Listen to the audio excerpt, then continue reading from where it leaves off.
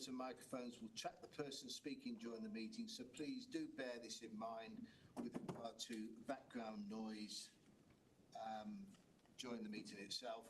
Given this, I would like to remind members of a couple of things. First of all, if you haven't already done so like me, put your phones on silent or turned off. Continue to speak clearly and do not whisper. Please keep other sounds to a minimum. Whispering, shuffling of papers and typing loudly on your keyboard of sounds that may be picked up. Please be conscious of what you have on your screens in case it's picked up by the various cameras.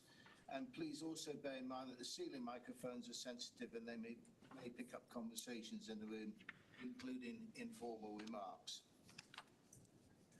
This last point is particularly important as the meeting is being recorded and live streamed on YouTube. We haven't started that yet. We're not expecting a fire drill this afternoon, so if the alarm does sound, please follow the officers out of the building and gather in the cathedral grounds. The panel has identified a number of key lines of inquiry linked to the agenda items being discussed today. I'll follow the normal process that we've adopted successfully in the past, which is I'll ask those members who have specifically asked questions to lay out their questions itself. It doesn't stop anybody else, by the way. It's just I'll pick those up after the main questions have gone through. As we found in the past, that way we can be more assured that we're going to get the answers that we want, because the Commissioner's office will have been pre-warned of what's being asked of them. When, of course, you ask the question which is outside of those, quite rightly, on occasions, the Commissioner may come back and say that it'll be picked up later, or he will respond in due course. Okay, other than that then, I'll just wait a second while it takes us. So before starting on to agenda item 1, can we just check that we're at the moment? Yeah. So the recording's on. And okay, agenda item 1, members' apologies, substitutions and declarations of interest. I'd like to note the membership of the panel, which is written down on your agenda pack. We have had apologies, and the apologies are Councillor Sutton, but we've got the substitute of Councillor Gregory, Councillor McCann, no substitute there. Councillor Holloway, again no substitute. Councillor Lapland, and we have Councillor Rigby substituting. We have got apologies from Councillor Callaghan with no substitution, and we received apologies from both the police and the fire and rescue service in terms of Chief Fire Officer Hilton and DCC Noland as well. Actually, it's the first time I can ever remember for a long time where we haven't had either present. So it's quite, in a way, it's a rarity, but it's common practice in a lot of panels that they don't ever see, or seldom see, anybody from the police or the fire. Some don't ever. And some don't ever. And obviously, they're not as brave. The commissioners, that is, in that regard. Okay, so can I note, therefore, any declarations of interest? Lisa, please. For the purpose of transparency, I would just like to make the panel aware that I have used the police complaints process, and I'm collaborating with Essex Police on an initiative that would allow service users with upheld complaints to engage directly with the police in person rather than receiving only a written apology, and this is in relation to agenda item 4. Thank you. Councillor Ricky. Thank you, Chairman. Just to note that my stepson is a serving member of Essex Police Force. Thank you. Any other declarations of interest? Yes. Thank you, Chair. Just to declare that I too have used the police complaints process in relation to agenda item 4. Okay. Any others? No? Okay, so if we can therefore move to agenda item 2, which is the minutes of the last meeting, that is. The objective is to approve the minutes of the meeting held on the 4th of February 2025. You've all got a copy of, all read, I'm assuming. So I take it they are agreed. Agreed. That's everybody. Dealing with that. Agenda item 3, questions to the chairman for the member of the public. And we do have a question today. I'd like to invite a question from Mr. Phil Harris, who is a resident of Colchester.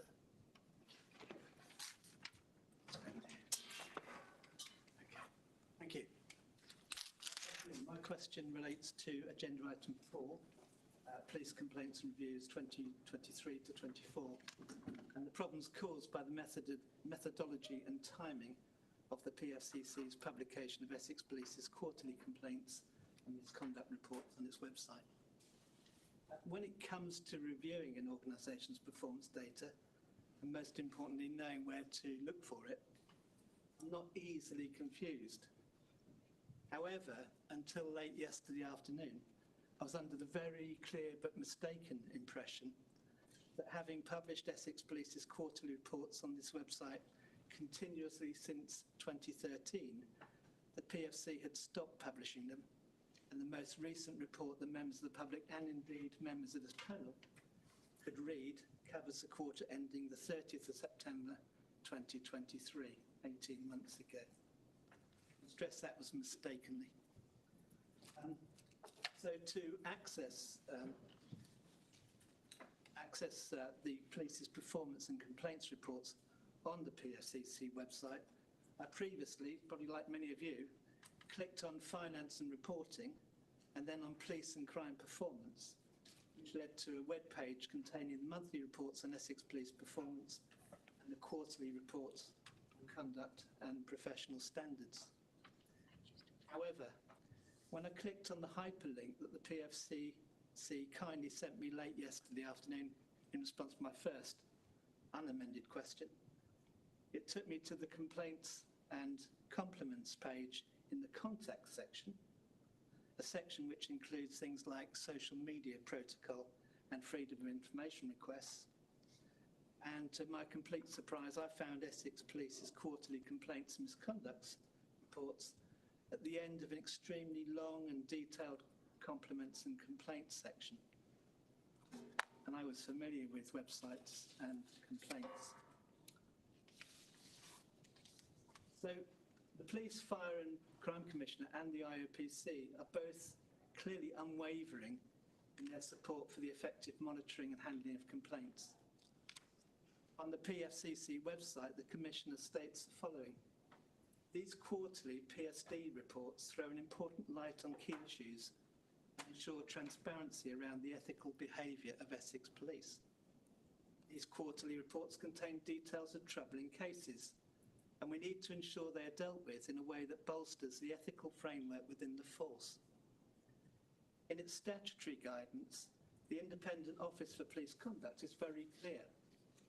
The way in which complaints are dealt with has a huge impact on confidence in the police. Where they're dealt with well, it helps to restore trust, to bring about improvements in policing, and make sure something that has gone wrong does not happen again. However, where they're dealt with badly, it damages confidence in both the police and the police complaint system. So although I'm in no doubt that it was not the PFC's intention, the PFCC's decision to include the quarterly complaints and misconduct reports in the contact section rather than the finance and reporting section is very confusing and has the unintended consequence of denying the residents of Essex the opportunity to judge for themselves the ethical behaviour of Essex Police and to scrutinise the number, nature and outcome of the complaints.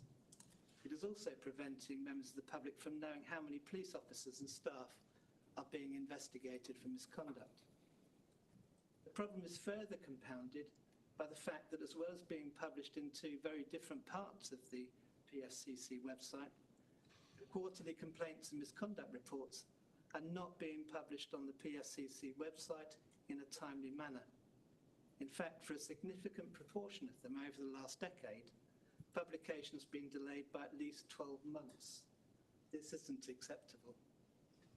In its most recent Complaints Information Bulletin for Essex, the IOPC states that during the 6 months ending the 30th of September 24, the number of complaint cases logged by Essex Police was 2.5 times the number of complaint cases that were logged during the same 6 months period in the previous year, 2023. On page 2 of today's report, agenda item 4, it is confirmed that the number of formal complaints recorded by Essex Police under Schedule 3 of the Police Reform Act 2002 increased by more than 18% in 24 compared to 2023. These increases in the number of complaints logged and recorded are deeply troubling. My question is a lot shorter. Please can the Commissioner arrange for all of the Professional Standards Department's quarterly complaints and misconduct reports to be published in the Finance and Reporting section of the PSCC website as they were between 2013 and 2023, and confirm that with immediate effect each quarterly complaints and misconduct report will be published on the PSCC website within 1 month of the report being written. Thank you. Thank you. Commissioner, would you like to respond? Yes, thank you, Mr. Harris, for your comments. It is really helpful feedback. We have not, as you said in your question, not intentionally been trying to be obstructive and make it hard to find. My Chief Executive here has been busy showing me where the different links are. There's more than one way of getting to the documents on the website at the moment. The fact remains, you found it hard, and if you found it hard, others would have found it hard, and therefore we need to make it better. So we will do that. We have recently had a redesign of the website. Clearly, in this regard, it is anything but an improvement, I think is probably the way to phrase it properly. It will be, it is now, in fact, I think, published on the compliments and complaints page, but it needs to be upfront and easy to find. We are looking to revamp how the overall complaints section looks. This is really useful feedback for that. We will also make sure that the link under the finance and reporting section, which is where you first looked, I understand, is also clear. So you'll be taken to the same documents from 2 different places, and that, I think, is what we'd like to achieve. And you made the comment, I mean, I'd actually, maybe offline you can tell me why you think we weren't publishing with a 12-month delay, because I hadn't picked that up as part of our original investigation of your question. But I can tell you that I am determined that we will make sure that these reports are published within 1 month of the relevant quarterly meetings, not within 1 month of when they're written, and certainly not 12 months later. Okay, that's fine. Thank you very much. Commissioner, can I also ask, because there's a IOPC report comes out, I'm not sure when, but I found that quite interesting. And in fact, that was the first item I picked up when I tried to do a web search, knowing this question was being raised today. I think it might be useful if you, on the same page, that you have a link to the IOPC's latest report, which just covers things up in there. Covers it up, that's the wrong word. It covers it in a Anything but covering it up. Exactly. Transparent is the objective. But I think that would be quite helpful too, and I will back it up, the fact that it was not easy to get to the reports that you're referring to. Not intuitive anyway. Yeah, we will. That's a very good thought as well, and we can pick that up, can't we? Yeah, and did you want me to respond on the timeliness issue? Okay, thank you. Thanks for bringing that up. Any questions before I move on? Anybody might add? Yes, Councillor Tay, please. Yes, it's an unscheduled question, but it arises from a meeting we had today at Safer Essex, which very much touched upon Vision Zero accidents and the need to reduce deaths. Your question needs to be on an agenda item. Okay, so I apologise then. I was just It might come later, but my apologies. I was requesting information related to what we discussed earlier today. So yeah. I think question six, item 6. item 6. Item 6 is probably where you want to be asking. Thank you. My apologies. Okay, so let's move on to agenda item 4, I think. Yeah, police complaints and review 2023-24. We've got a report in front of you, and the purpose of the report is to update the Essex Police Fire and Crime Panel on the Commissioner's activities in relation to their responsibilities for handling and reviewing complaints against Essex Police. And the report period is 2023-2024. So, Commissioner, would you like to say anything beforehand? Yes, thank you very much, Chairman. I'm assuming we'll all have had time to read the report. Just to comment, I mean, this is should be a regular report to you on the discharge of my statutory duties relating to police complaints. It is perhaps worth noting it isn't just on 2024 because we haven't actually done it since 2022, so it actually covers the 2 years, 23 and 24. It summarises the statutory framework. It summarises how we do scrutiny and oversight of the Professional Standards Department of Essex Police, and my Deputy Jane handles that on a regular quarterly basis. As Mr. Harris commented, 2024 saw an increase in both volume and complexity of complaints. That was partly a result of Essex Police picking up on the previous feedback from the Independent Police Conduct that it had been under-recording individual complaint strands.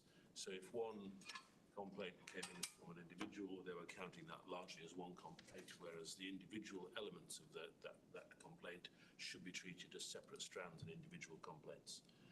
So that is now being done better, and that certainly accounts for a step change in the number of complaints that were recorded. However, I think it's important to note that it is still very clearly a rate of increase year over year, which is of the order of around 20%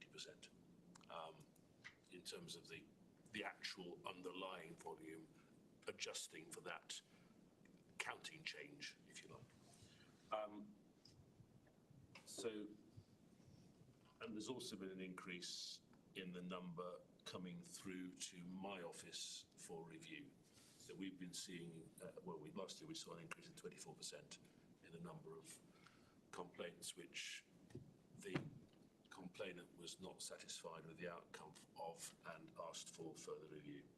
The most common categories of complaints have consistently been, firstly, delivery of service, which is around timeliness and quality of investigations. Secondly, the use of police powers and the application of policies and procedures, particularly relating to the use of force and detention in police custody.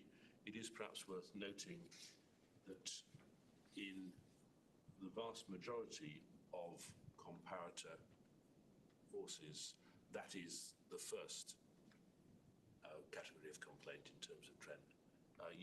Use of force is normally the point at which police get most complaints for obvious reasons. And then thirdly, individual behaviours. So we've seen the increase in demand. We have had to streamline our approach and commit more resources. We have managed to reduce the backlog and the time taken to complete reviews despite the increase. But we are still a long way from where we'd actually like to be. So the average time taken from the receipt of a request for review, for instance, in my office, completion of that review is 115 days. That's down from 133, but really it should be less than 2 months. And that's where we'd like to get to. The proportion of reviews upheld has increased from 15% in 2023 to 25% in 2024. That's moved from below to above the national average. I'm not sure that we can read a trend into that. I think it is something which has happened.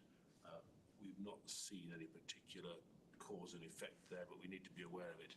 And if it is a trend, if it does prove to be sustained, then we'll need to try and work out what that trend is, what's causing it and how to reverse it. But I think it may simply be at this stage an event as opposed to a trend. The number of complaints received by my office, and of course I am the appropriate authority for receipt of complaints against the Chief Constable. The number of complaints received against the Chief Constable is consistent at around 9 or 10 a year. One of those complaints last year actually related to a former Chief Constable. We obviously review those as we should and have not upheld. That really, I think, is probably the highlights I wanted to run through. But I understand you have a number of questions.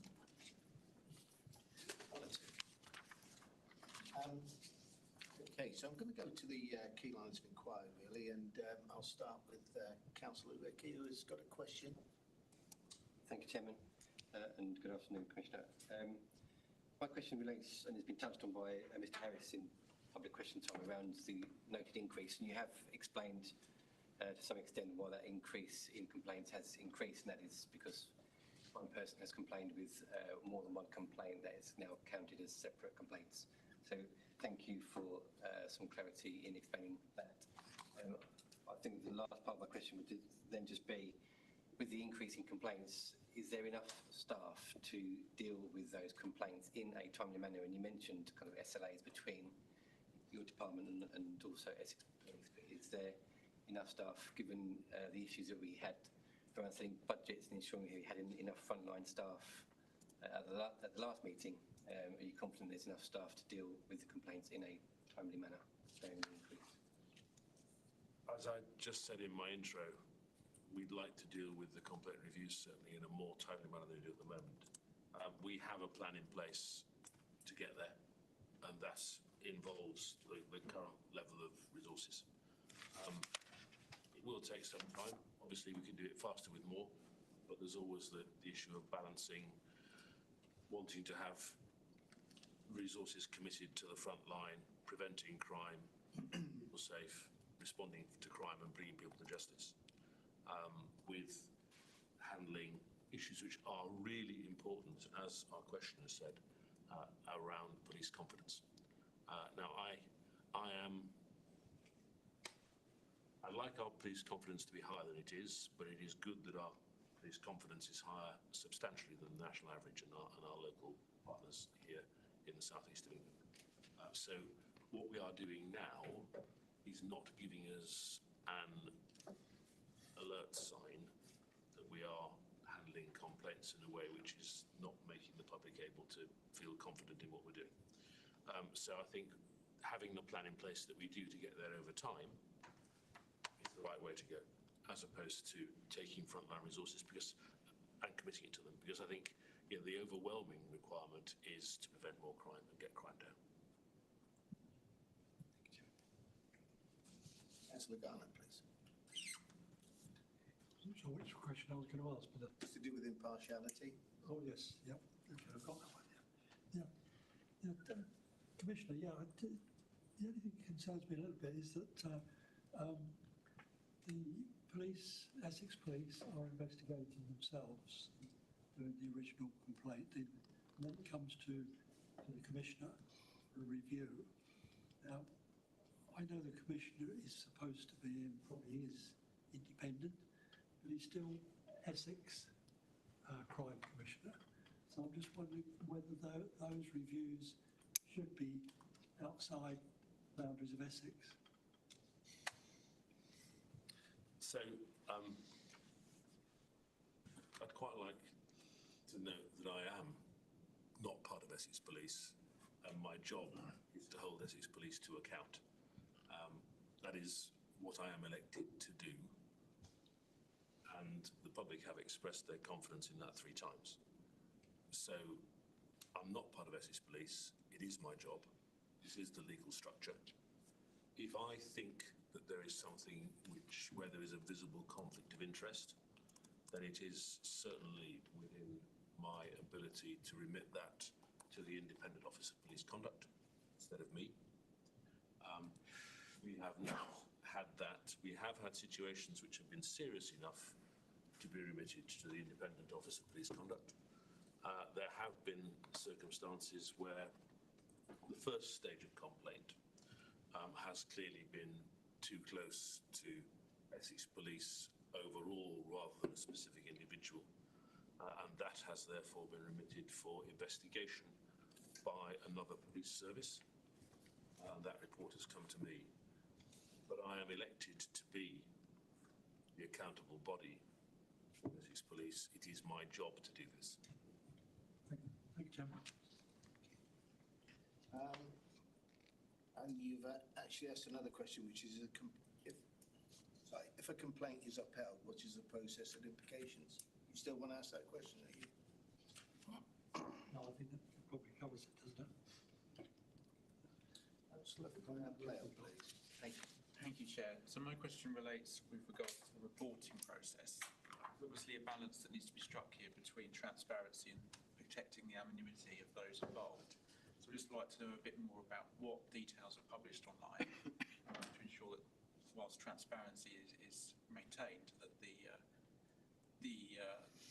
individuals involved are not exposed. Thank you, Councillor. And I think that's kind of exactly why we have the structure that we do. So on a quarterly basis, we will go into a lot of detail about individual cases. We don't ask for names. That's not relevant. But from the sort of detail that I and Jane get to scrutinise, you could identify people. That would obviously be undesirable, if not noxious, were it to be in the public domain. We don't want people to be fearing that they can, if they make a complaint against the police, they're going to be outed, if you like, and put into a situation where they will feel exposed themselves to public scrutiny. So the reports we publish do not have those details in them. The reports that we publish on an annual and quarterly basis are published on my website. They contain data relating to police areas, to individual police commands, to complaint categories, to categories of complainants such as ethnicity, etc. But they do not contain information which might allow people to identify any individual complainant. I think that's really important. But we do scrutinise it at that level. It's just that we are obviously vetted and part of that system. Thank you. I'm not vetted actually, but you are. I'm treated in a different way. I'm a signatory to the Act, put it that way. Okay. Councillor Buckley, please, and then Councillor Burwood. Thank you, Chairman. I'd really just like to dig a little bit deeper into the background behind the level of complaints and the number of complaints. Excuse me. And I think you touched a little bit on comparison to other forces by saying we've gone from just below to just above the average, which probably is inconsequential. But have we information on, for example, the breakdown by area? So do all the complaints come in the south, the north, or wherever? Do we have any information on vexatious complainants, which certainly in local government is a common event, and I would imagine the police are even more susceptible to that type of challenge? And whether there's any background to the flow of complaints, which, just looking at the bar chart, there does appear to be some seasonality in it.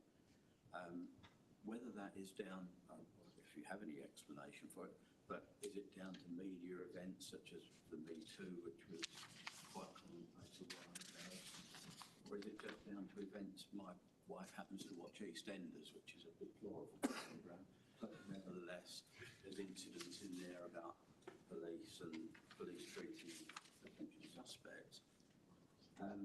Does that have an impact on the level of complaints that you're receiving? So, sorry, it's a bit complex, but... I'm going to treat that as three different questions, if I may, Councillor Buckley. One, do we analyse and do we publish stuff about the data and insight into the patterns of complaints? Secondly, vexatiousness and how do we handle it? And thirdly, can we recognise any seasonal patterns? The last one's actually easiest to deal with, which is we haven't found anything which is sustainably the case. We can speculate, speculate probably in the direction that you're speculating, but it would be speculation. We've found no proof, even though we've looked. So the answer, I'm afraid, is disappointingly not. With regard to the patterns of complaints, the answer to that is absolutely yes. That's really what we look for. It can be telling if we find a command or an area which is seeing a sudden spike, a variation. Is there a correlation between levels of crime and levels of complaint? Kind of an inverse one. We get an awful lot of our complaints from some of our lowest crime areas, Malden, Brentwood. They do seem to generate complaints. Perhaps it is the vigilance of the population. This again is speculation. Vigilance of the population in those areas and their determination to make sure that crime is kept low, which both helps it be a low crime area and means that we get a lot of input into the police complaints department. I don't know, but it's interestingly not a positive correlation between more crime, more complaints. The higher crime areas do not generate pro rata for population more complaints. But we do watch for variations, and you have found some very interesting. Maybe you want to come in when I've and just maybe add a bit. And then thirdly, on vexatiousness, so we do, Essex Police assess each case initially as to whether that person is entitled to make that complaint, and if they're not entitled to make a complaint, they'll be informed why. If that's because they are considered to be or have been acting in an unreasonable or unacceptable manner, there is a policy in place which says, first of all, address the issue with the complainant, advise why their behaviour is considered unacceptable, and ask them for an appropriate change in behaviour. If that doesn't happen, then there have been cases where we have basically put a restriction on someone from making further complaints. So that can be a contact strategy. It can be something which says that they have to use a particular person. It may be that it restricts the frequency of contact they're allowed to have, but that will be something which is actually subject to senior management approval. It's quite hard to do, quite rightly, to restrict. So we really want people to be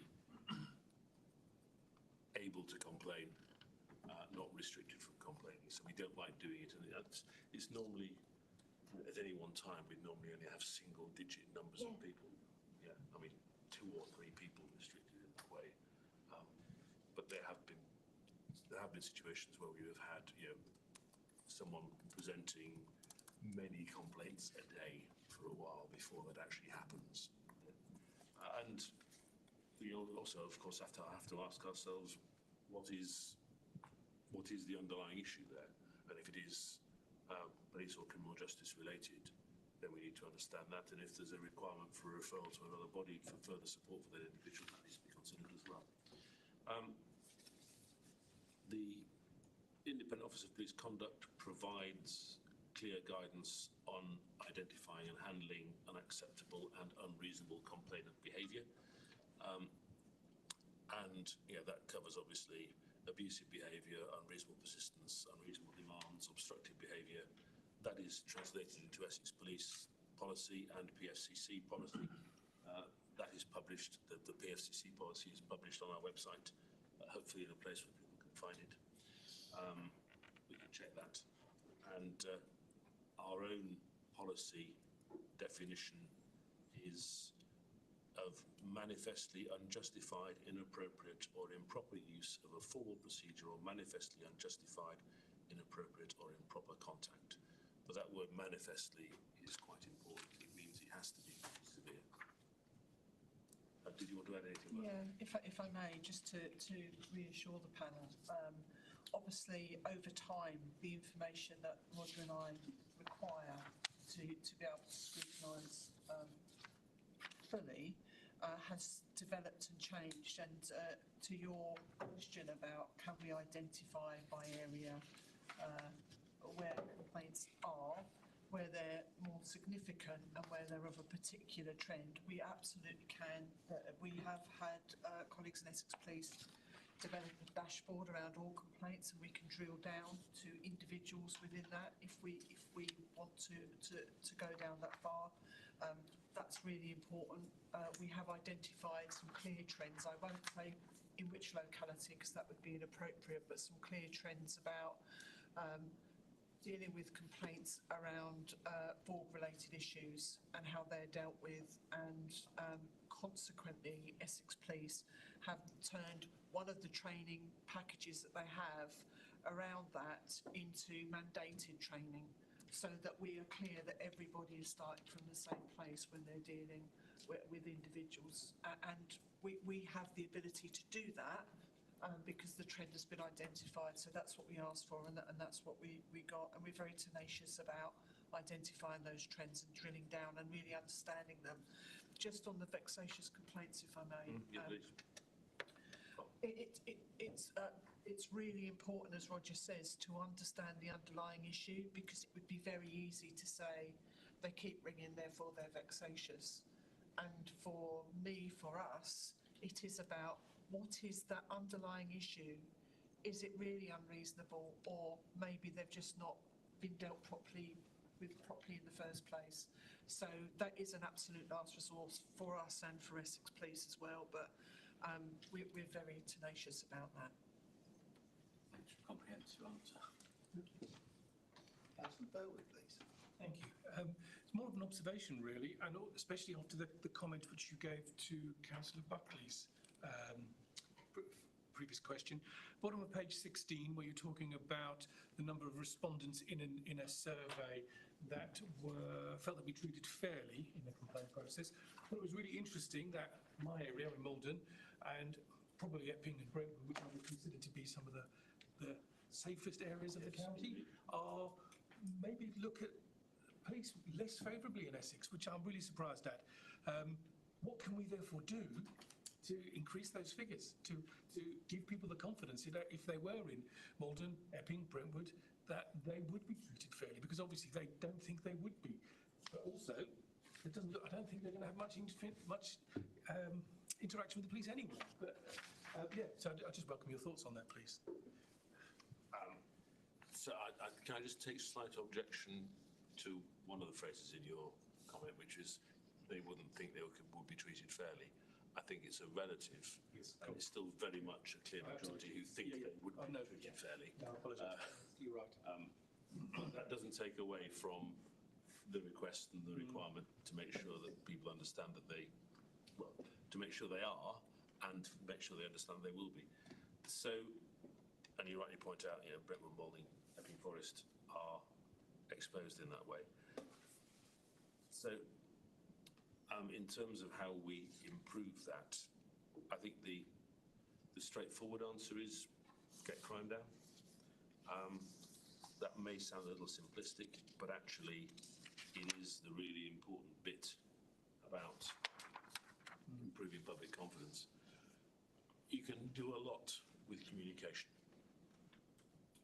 but in my view, and this is a view not necessarily universally held, I think the communication needs to come after the success. So we are having increasing success, whether that is in busting drug gangs, taking out cannabis farms, whether it's reducing domestic abuse, whether it is reducing the level of hair coursing and unlawful incursions and major agricultural plant theft, which are very relevant, I think, to areas like Malden. All of that is coming down, and I think we need to communicate that better. There's also the issue of police visibility, and we've just had a good discussion in the media about police visibility in Essex. I am delighted that the government is determined that we should increase it, and so am I, and we just need to make sure it's funded properly, but we are doing that. So that, I think, also has a beneficial impact. But I would just go to the core of it and say it needs to be police visibility which is actually driving crime down. It needs to be around hotspots, around known offenders, around vulnerable people, particularly in those areas you're mentioning with more rural areas. How do we keep isolated people, isolated families who are highly at risk and vulnerable because it's very hard to get to them to provide response support? How do we make sure that they're kept safe in the first place? And that's been initiatives like the Tri-Service Community Officer out there talking to isolated communities and people in communities about how the police can support them, how the fire and rescue service can support them, how the health service can support them, actually as one. Thank you. And I think I've said before in this group about the Tri-Service Officer in our area, who's fantastic, and I've had some personal experience with that. So right. Initiative. Yeah. Thank you. Councillor Harris, please, and then Councillor Gregory. Thank you very much, Chair. Thank you. My question really relates to the public speaker as well, who's also from culture as I am. It really is about the lessons learned from the complaints that come in. Obviously, the people within the service will have access. They'll be able to find the reports, etc. But do they have the time to be able to look at those lessons learned and to filter out and actually nationally and locally to actually learn from those and tailor them, as you've already said, the training sessions and to their day-to-day work? Yeah, I mean, it is really important, isn't it, that the lessons learned aren't just learned by senior managers or indeed by the officers of the PFCC. If we spot something, what do we do?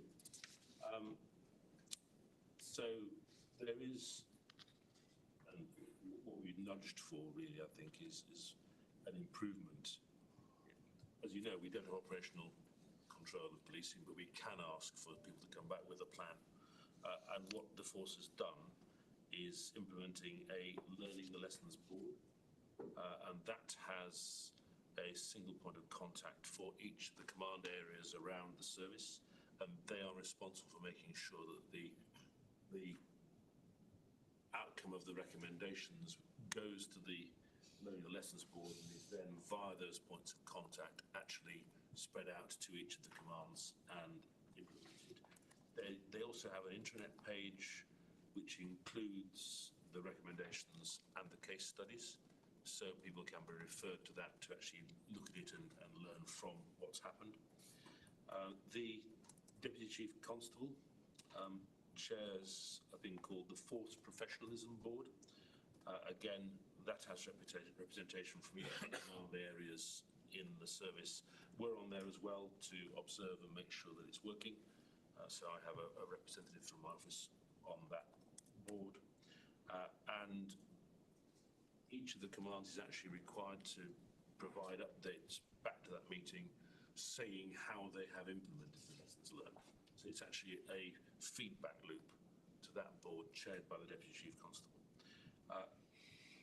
Overall, the Essex Police's prevention and engagement team actually delivers a programme across the whole force to encourage feedback and also encourage line managers to pick it up and follow it through on particular lower level incidents if they see things occurring, to make sure that those lessons learnt are implemented that way.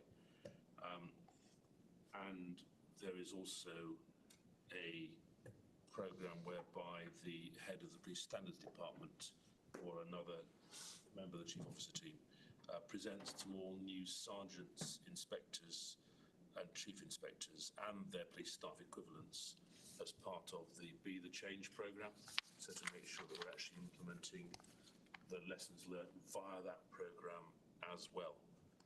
So I think there's a board that pulls it together, there's a board that makes sure it's implemented, and there's a way of trying to make sure that those who are operationally line managers implement it as well.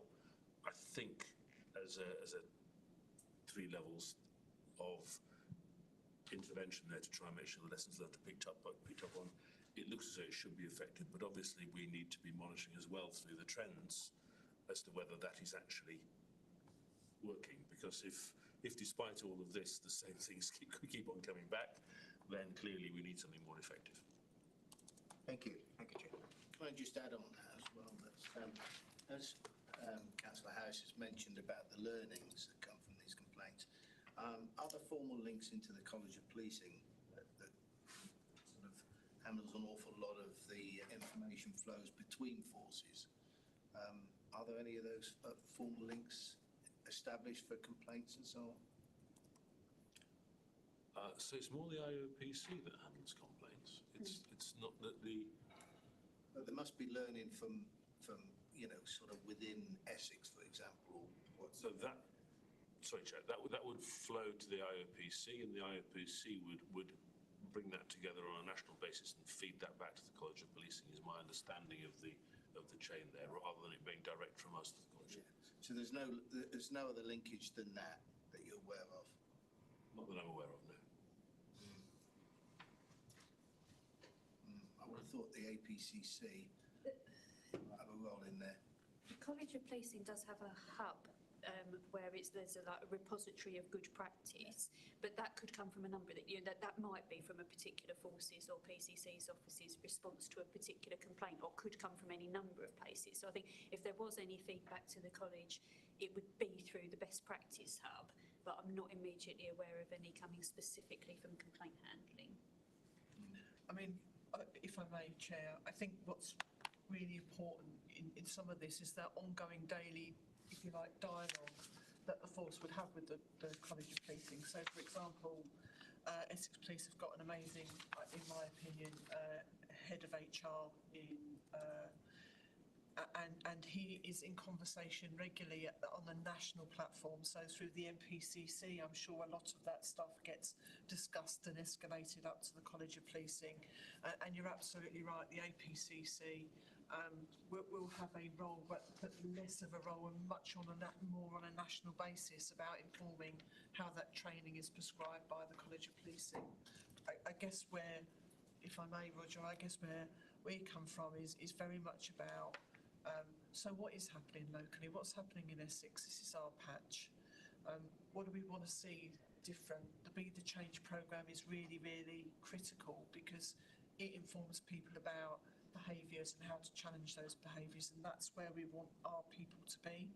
We want to be doing that on a very local basis. So there are links, but I wouldn't want to rely on the College of Policing to bring down training necessarily. We do have our own training and we will continue to deliver that.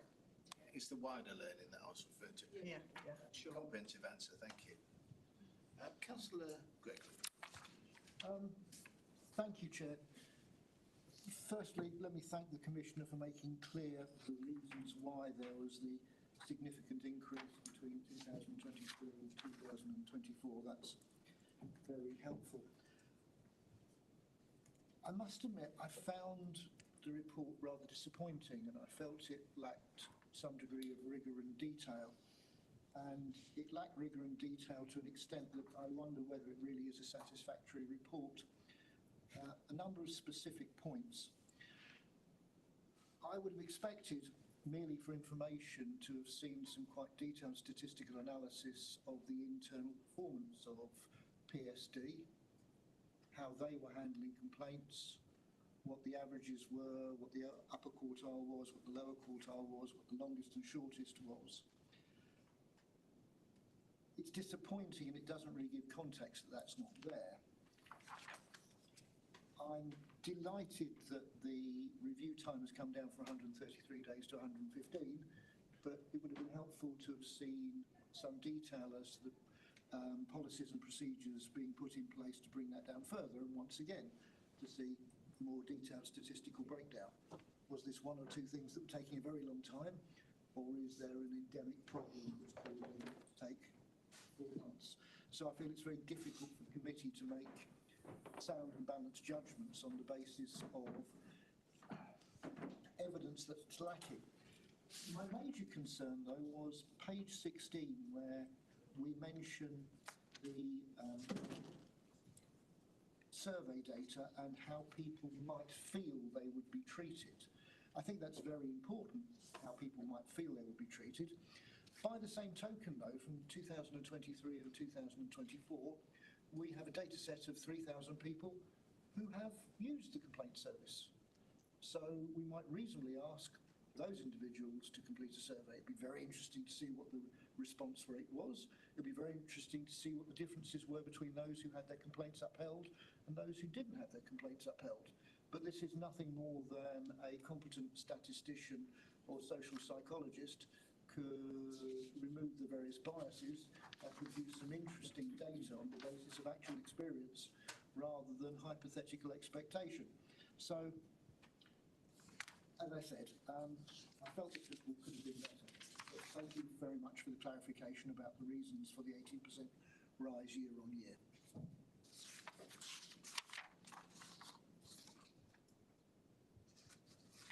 Commissioner? So, thank you for your comments. I will take them on board.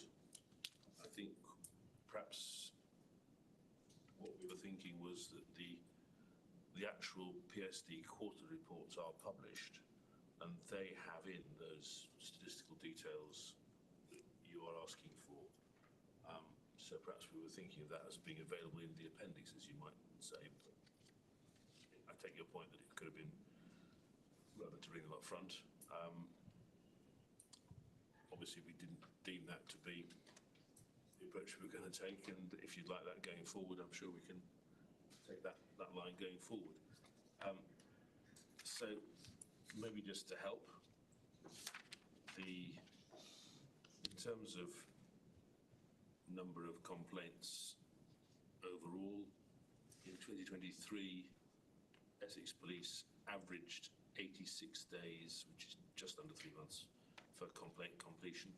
That compared with the national average of 106 days.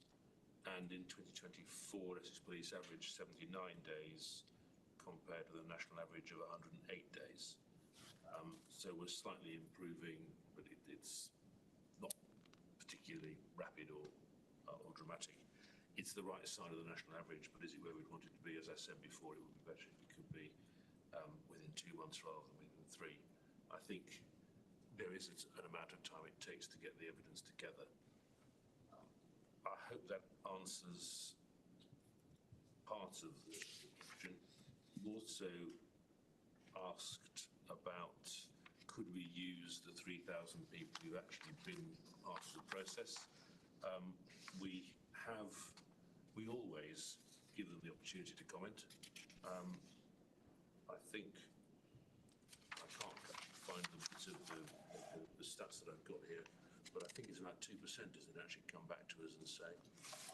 2% of the respondents to the SMSR survey told us that they had contacted Essex Police in order to make a complaint. In terms of your comment and question around can we make contact with those that have actually been through the complaints process, at the conclusion of each complaint, so the original handling by Essex Police, they do receive an outcome letter which includes a link to a satisfaction survey. So every complainant that completes the process is invited to complete that survey. And obviously they have the right to request a review of their outcome where they're not satisfied with that. It strikes me as a terribly passive approach rather than proactively going out and saying, you complained, here's a survey, please reply.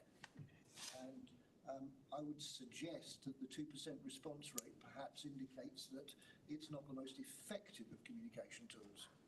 Sorry if I wasn't clear. The 2% isn't the response rate to the survey carried out by Essex Police. The 2% relates to the SMSR survey detailed on page 16 of your pack. So 2% was the proportion of respondents who indicated that they had been through the complaints process.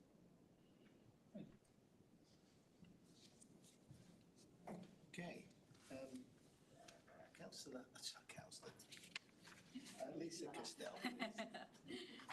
Good afternoon, Commissioner. Can I just clarify one thing then in relation to these complaints before I go into my question? You're saying that the number of complaints which in 2023 was 1,631, in 2020, sorry, it was 1,379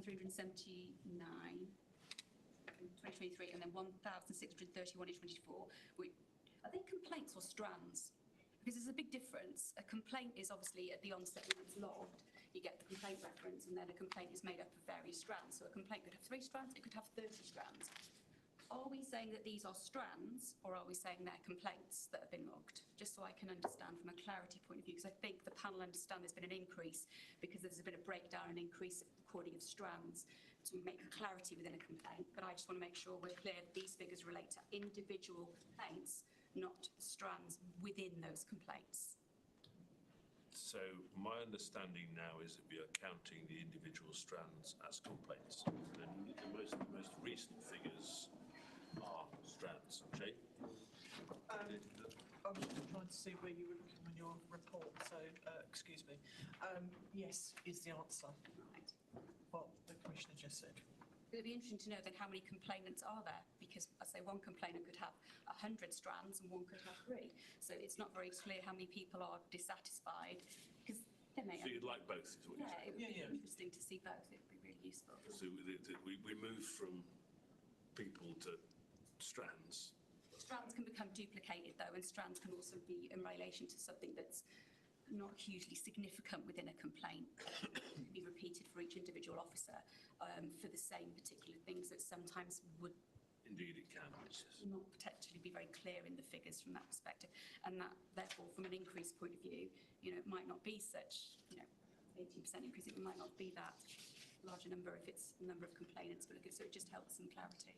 Yeah. It's a helpful point, thank you. I mean, it's actually sort of been the move overall in the last few years in all police reporting is to move to strands rather than people. And I think the reason for that is trying to understand the total number of things going on.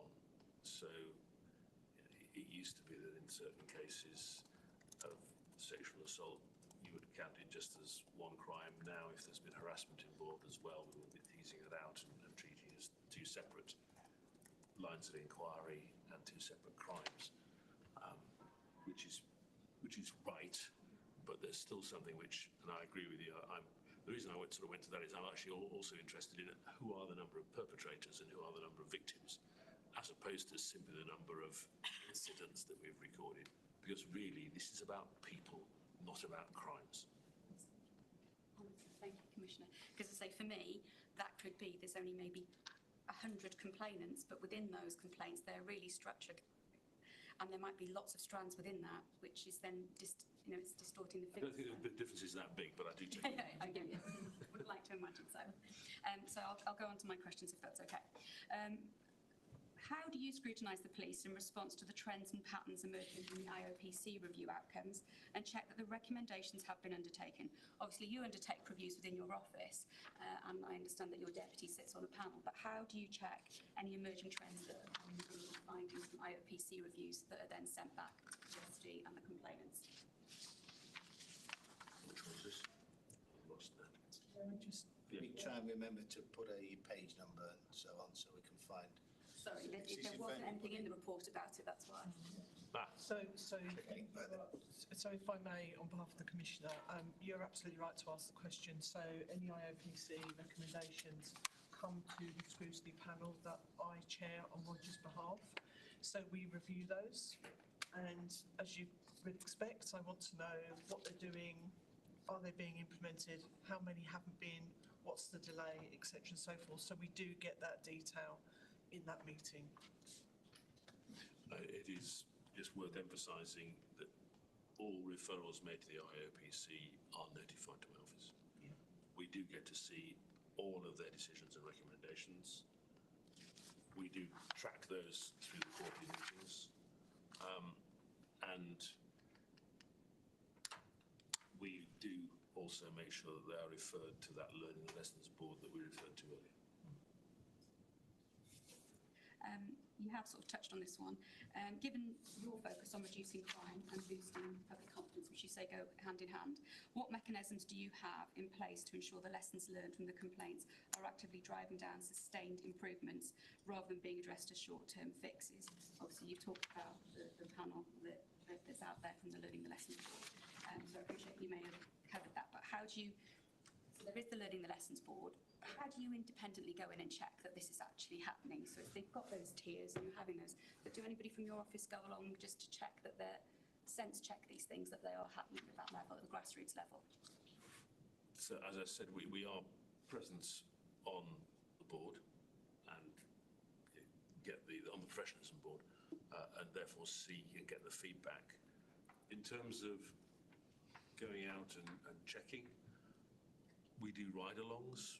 We go out with people. I dropped into Southend Police Station yesterday unannounced, went for a walk around and said hi to a number of people and see what they're doing. Is there a more structured way that we could be checking on whether people are learning the lessons from this sort of review? We haven't thought of one yet. I think it really is trying to see in the granularity of the reports that we get, are we seeing worsening or improving trends in any particular command area or geography? Is there a particular theme in that area? Is it a timeliness theme? Is it a nature of misconduct that we need to tease out? And then, this what has happened in the past, and I'm sure will happen again, because we both care about this. We both care, but I was me and the Chief Constable both care.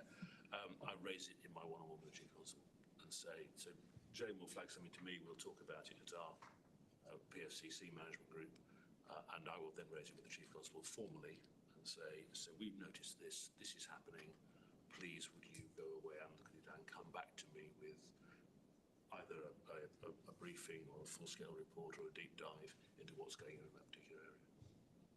So in terms of the councillor here who was asking in his particular area where there's, there's a confidence level, where there's a low crime area, and you said that ultimately to improve that confidence would be to reduce crime. Yes. Do you not think that sharing some of these learns that have been successful would help boost public confidence, not just reducing crime? So individuals know that you take on board complainant feedback and this is the result and these are some successes from it. Do you think that would also help improve public confidence in the service if we could share some of these?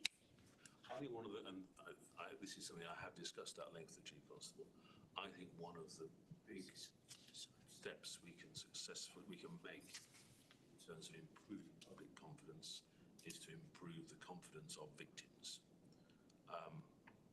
More often than not, complainants have had police contact with them, maybe not as a victim.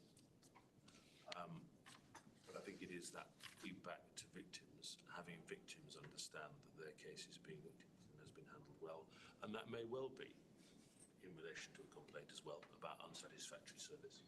So we need to do that, and I think if we can do it better than we do it now, that can make a big difference. Now we have introduced recently new ways of doing that, improvements to the victims portal, requirements on officers to be more in contact on an ongoing basis through the processing of a crime with a victim, regular updates. Certainly, we didn't used to really take corporate victims very much to heart around that at all. I think we've recognised we need to do that better as well, because if you have been a shop worker who has been assaulted, that is not just a crime against Taylor, it's a crime against you, and we need to be helping people. We need to be helping people and supporting people through that process.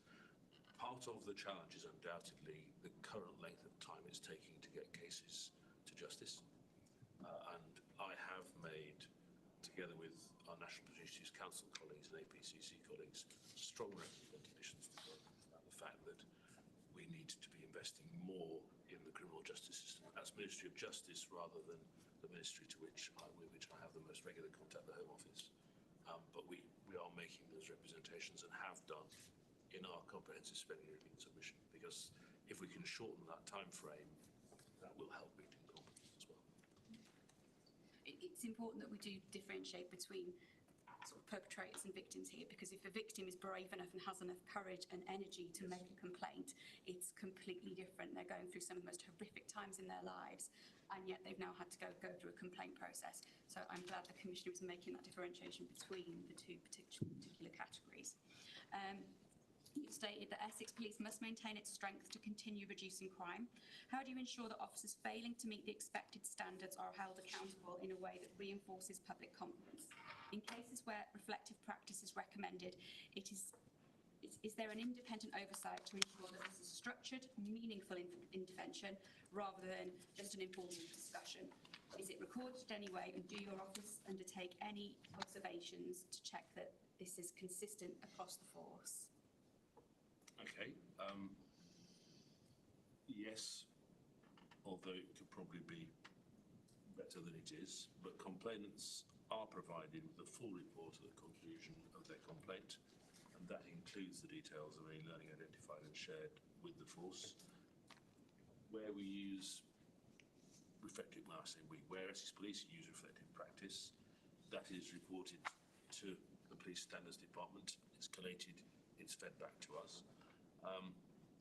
Details of officers subject to a complaint are recorded on a system called Centurion. We have access to that. That flags when certain thresholds are met. So an officer being subject, for instance, to 3 complaints in a 12-month period, that would result in a staff report being generated, which would be sent to the local command for further action. And we have used those staff reports, reviewing, for instance, all complaints linked to a particular officer and provided feedback to PSD and the department as part of our process, asking what's going on there. So we do even drill down into individual cases where it doesn't look as though it's going well. And if I may, very often through the PSD scrutiny panel, we request to do dip sampling, so, random dip sampling, so we understand what those plans are looking like, have people applied them, the Commissioner's point about being able to drill down, has an individual had so many complaints in the last 12, 24 months, what does that mean, what does that look like, what interventions have they had, why hasn't that worked? So we do have the ability to do that, and we do that. Not really my voice.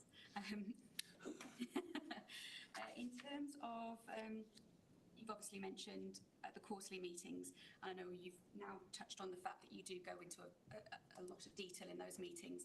So one of my questions was, from a transparency point of view, could there not be representatives who, from a scrutiny panel there, or members of the public, because I'm obviously aware they do this, but is this something that you choose not to do because of the level of detail you go into, that you don't want to make it open? The answer to that is basically yes, although we haven't looked at what they do in Suffolk, so perhaps we should have a look at that and see whether there's something there where we can reach and improve the transparency one way or another. We'll have a look.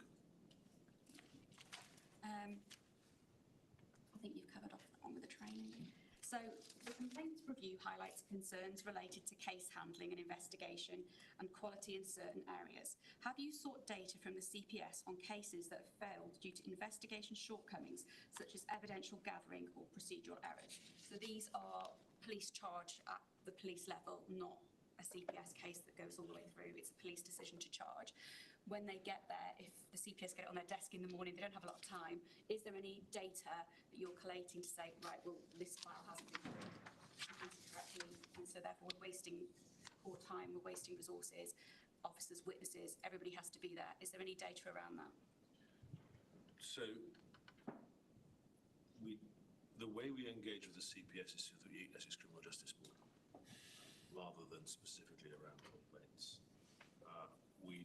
We are aware that investigations account for around 40% of complaints.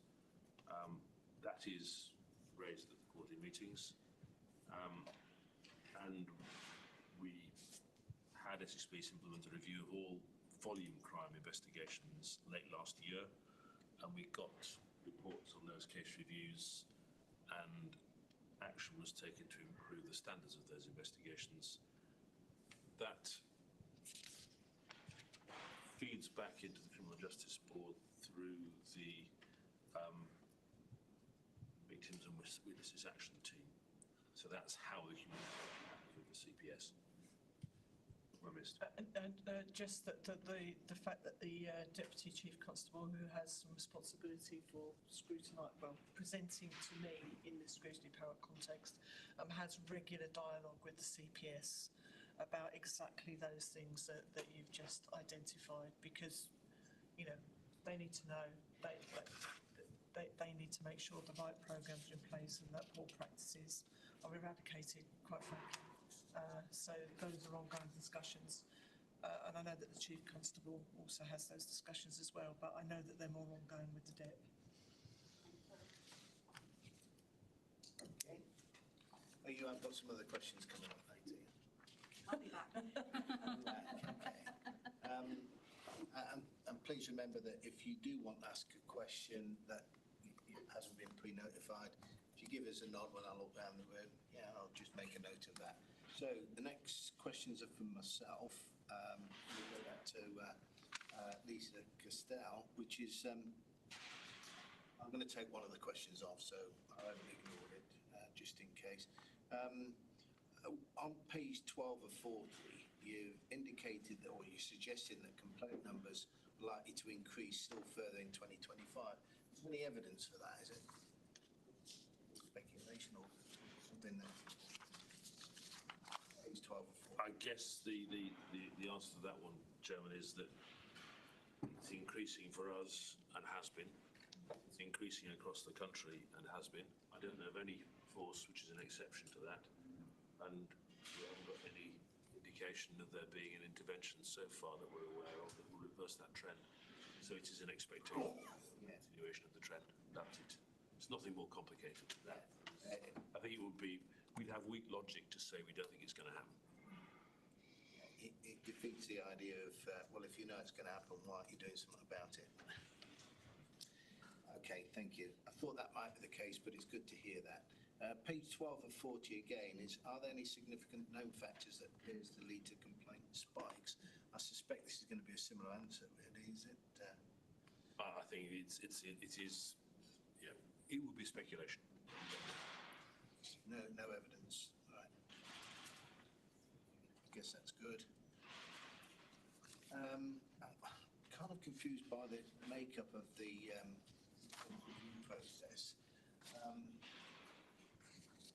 many people are involved in these specific complaints in your offices?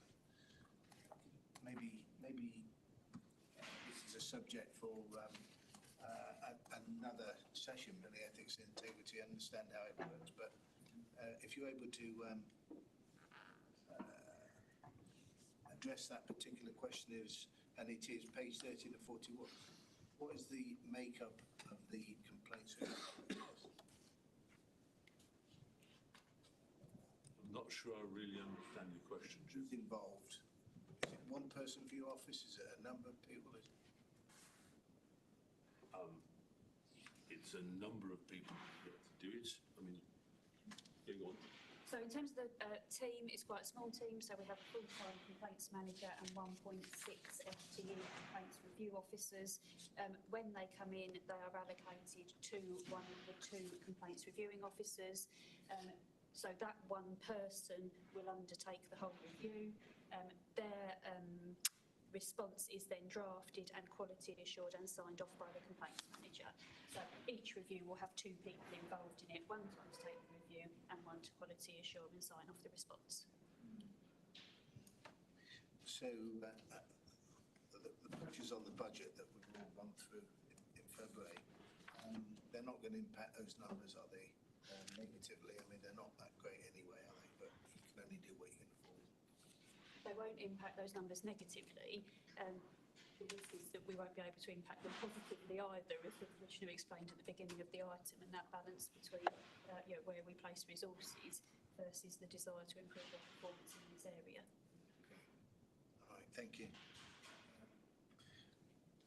My next question really is, although it's operational, it's understanding how this works, particularly within the complaint side of things, where you rely upon the evidence that's shown, and it's to do with the body-worn cameras, really. How is the footage? Is it stored in the cloud, after each event, or is it stored for a period of time and then deleted? How does that work? I'm hoping it's the former rather than the latter.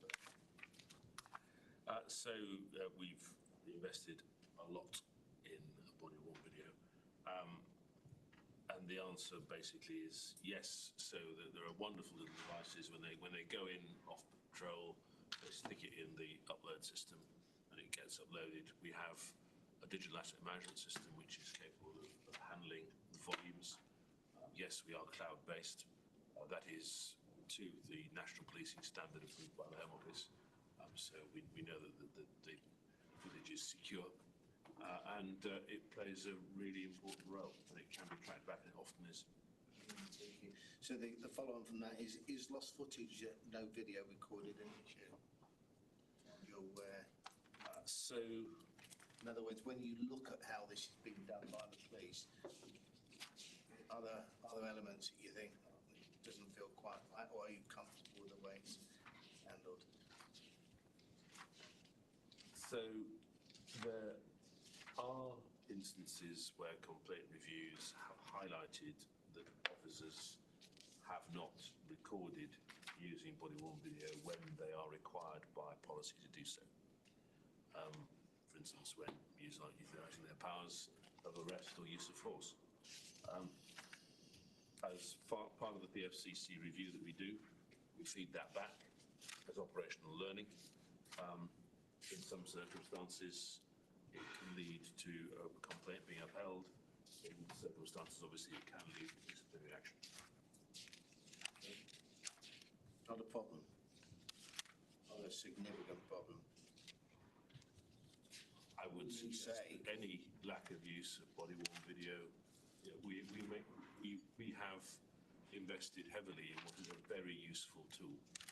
It is very powerful for gathering evidence, for policing in prosecution of their bringing people to justice. But equally well, it is a very powerful tool in demonstrating what police officers do and that they act within their powers. Any failure to activate body-worn video, which is a single push button, is serious. Yeah, it's good to hear. And I've asked this before, and hoping the answer will be the same, which is there sufficient body-worn cameras available for the police, frontline police on duty? That is certainly what the business case that asked for the funding said they would be. That business case has been implemented. To my knowledge, there are sufficient cameras available. I saw them on their rack in Southend Police Station only yesterday, waiting to go out with the officers and recharging, etc. And I've had no feedback from the front line that there is a lack. I don't know. Colleagues, have you heard anything? Or have colleagues in the room had any feedback? If you do, I'd be really interested to hear. But that's not an issue which has frankly ever been raised with me. Yeah, well, it cut across lines of questions before about through the budget, etc. Yes. So, like all these things, really, we don't ask and then forget. We ask and then remember to come back again. And entirely reasonable to ask. It's a very important tool, and we, as I've said, we are really committed to making sure that the resources are there at the front line. That is one of the key frontline resources. Thank you. There's another question that I won't ask because I think it's been addressed satisfactorily. Sir, please. So I'm going to tie these ones into your policing priorities, if that's all right, Commissioner. So driving down antisocial behaviour, you've cited a 70% reduction in ASB since 2016. I'm going to refer to information on page 14 of this one. However, what oversight do you have to ensure that the quality of police response to ASB remains high and that complaints related to policing ASB are being handled effectively? Complaints reviews highlight concerns over officers failing to link related ASB incidents, which can seriously impact victims and confidence in the police. What challenge have you put to the Chief Constable to ensure that officers fully understand the importance of linking incidents and the consequences of failing to do so? Because as you have said, the common theme is incidents involving neighbours being dealt with as isolated incidents. And sometimes I think the perception of ASB is car meets and loud noise. An ASB can be targeted towards individuals, and it's not just a neighbourhood dispute that should be dismissed. And incidents need to be linked in order to establish that pattern of behaviour. And obviously on page 14 you've identified this in your reviews. I just want to make sure and understand how that is being enforced within Essex Police. We have been as a force at the leading edge of interventions to reduce antisocial behaviour. Our previous Deputy Chief Constable, Prophet, who is now the Chief Constable of Hertfordshire, was the national lead on antisocial behaviour. Absolutely a key element of it is that linkage, making sure that they're not treated as individual incidents. It's always going to be a risk because you get a different officer attending at different times. So that part of the solution is systems, making sure that it flags when something's happening with the same person or in the same place.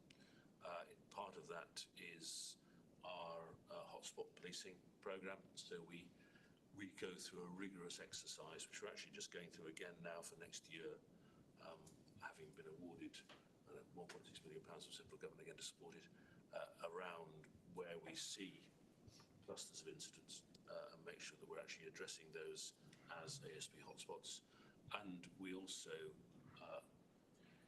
through our community safety partnerships, link up with social housing providers and licensing departments, etc., around where they see incidents. And actually many of the responses can be partnership responses, particularly around neighbourhood disputes, where we may need to look at how do we change the housing, improve the housing, move somebody. Some people find it difficult in any neighbourhood.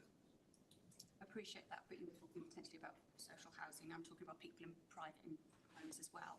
You know, ASB can just be between individuals. So you talk about hotspot policing, but again, that is where there's an area of antisocial behaviour. It's a very small area. Yeah, but you know, when it relates to individuals, it's very powerful, and that experience for them is very traumatic. I work with victims all the time that feel that it's being dismissed as a neighbourhood dispute, and these incidents are not being linked. And you'll understand in the case of Fiona Pilkington and why there was changes in legislation and case reviews brought into place is because an individual can be targeted with ASB. It's not necessarily a community. And officers need to understand this and show compassion to victims and not just dismiss it as a neighbourhood dispute. I think that's very important. And the Fiona Pilkington case is absolutely one which we have picked up on and embedded that practice recommendations that came out of that into Essex Police. If you have incidents that you're aware of where that's not being done properly, we would be really interested to hear, probably not within the broader forum. Jane? I was just going to talk about, so all the things that Roger has said, the Commissioner said, really critically important, the system approach and looking across the system. But you've also heard the Chief Constable at one of these meetings previously talking about the strength of supervision of individuals to assess and review their caseloads to make sure the linkages have been made. And certainly, I mean, that's one of the conversations Roger regularly has with the Chief Constable about making sure that certainly at sergeant level, when you're supervising, that is really strong and really focused. So I know that the Chief Constable's doing a lot of work in force around making sure that everybody in those positions is skilled appropriately up to make sure that is happening. But your point is very well made. I think with the pressures on operational policing, sometimes it can be easy to go, oh, it's just a neighbourhood dispute. to try and carry on with something that's deemed more serious. But to that individual, it is serious. And if it doesn't get resolved, it will escalate into something more serious, as it did in the Fiona Pilkington case. So thank you for your response on that one. Absolutely, and there is something also within that about an officer's professional curiosity to pursue in that investigation, so that is something that is being enforced. It sort of links into my next one then in terms of protecting vulnerable people. You previously stated, I think the piece that you mentioned that you did the other day about safe and secure communities are key to economic growth and well-being. How do you challenge the Chief Constable to ensure that safeguarding complaints, particularly those for vulnerable individuals, are driving meaningful change within the police practice? How do you track whether officers are adequately trained to engage appropriately with individuals who have mental health conditions or disabilities? And what measures do you have in place to assess whether this training is improving frontline interactions? And again, I'm making a differentiation here between victims and suspects. I'm talking about what do they do in terms of supporting victims in this one. Yes. And again, your question is obviously very much with the grain of our police and crime plan and what we are trying to do. And the, teasing out detailed aspects and individual strands of it is really helpful. In terms of making us reflect. Not that we saw your question coming, but we had a team away day earlier this month, and we did discuss how we undertake reviews linked to safeguarding reviews of vulnerable people, and of cases involving people with other protected characteristics at the same time. And concluded we need really to include that more rigorously in our dip sampling. So we actually pick up that specifically and work out how to try and answer the questions precisely that you're asking there. I'm sure you appreciate not easy. It would be probably not productive to do every single case.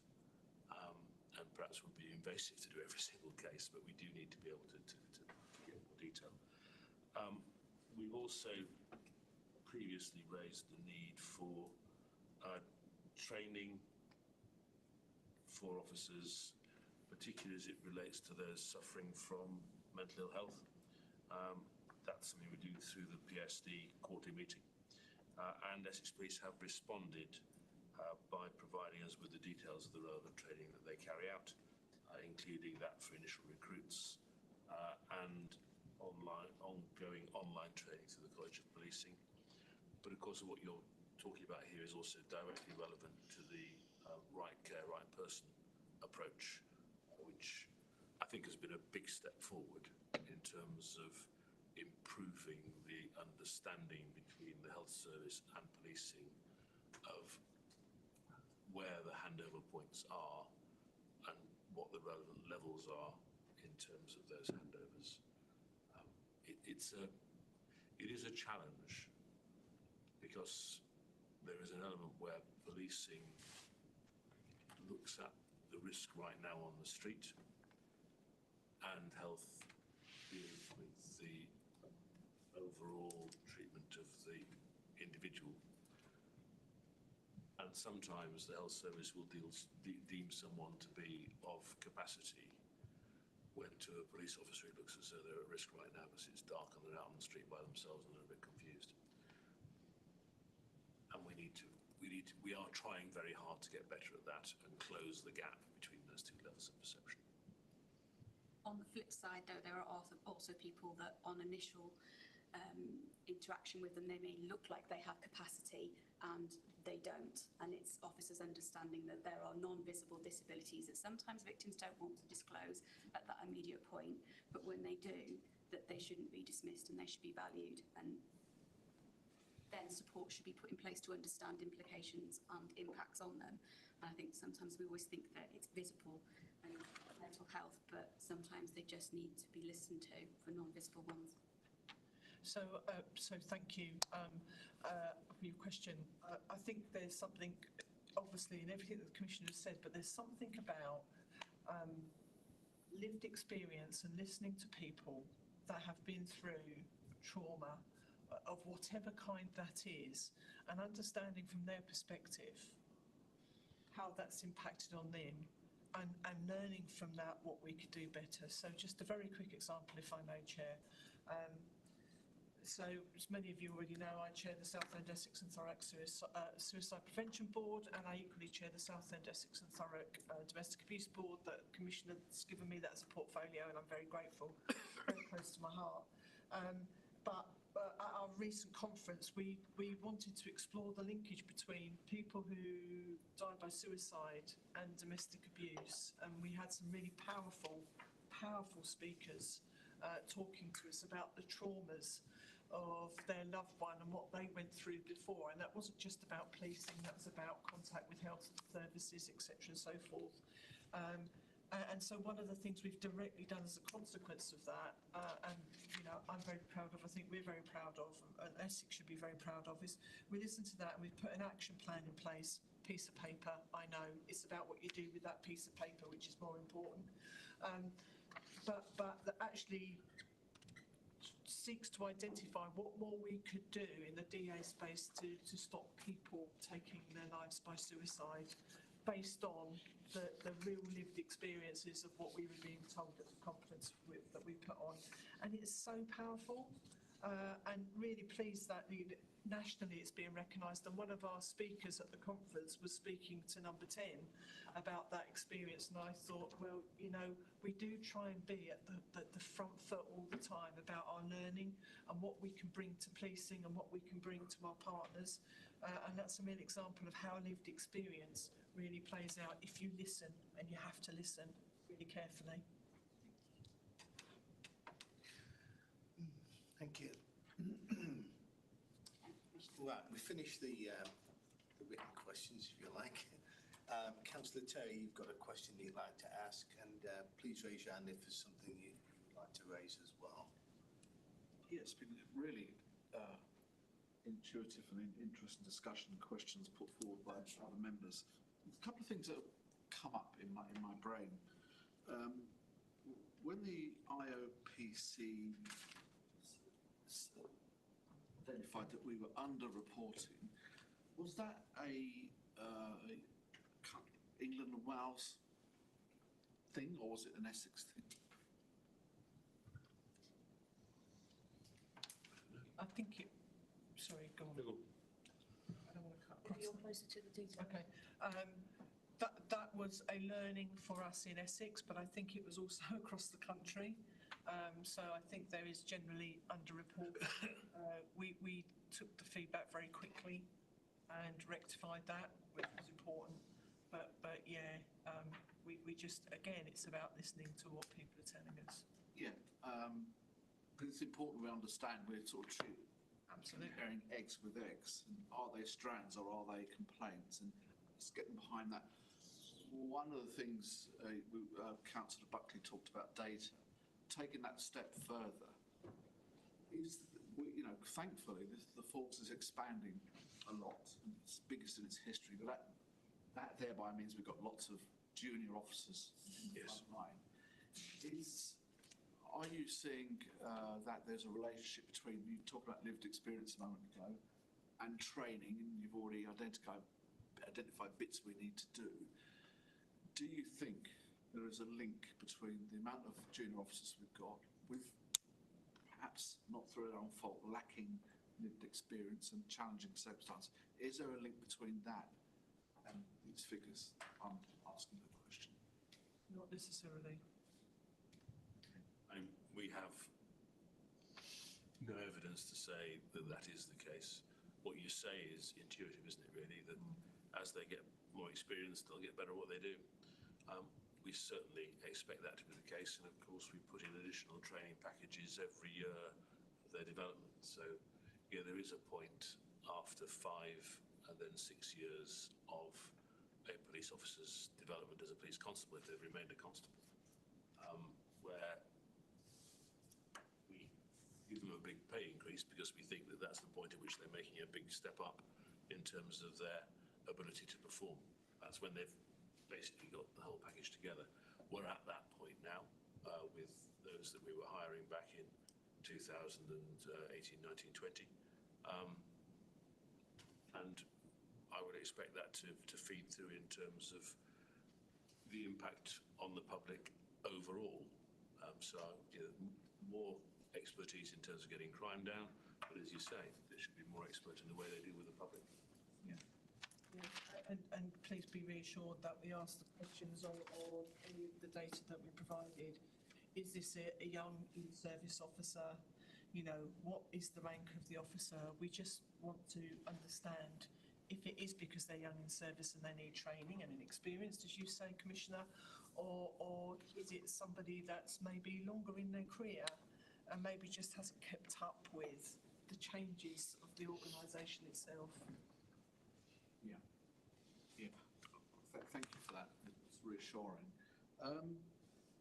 What I would say was a discussion a moment ago about antisocial behaviour at that sort of level of crime, something I've certainly started to encourage everyone that I come in touch with as a community safety portfolio holder in Southend.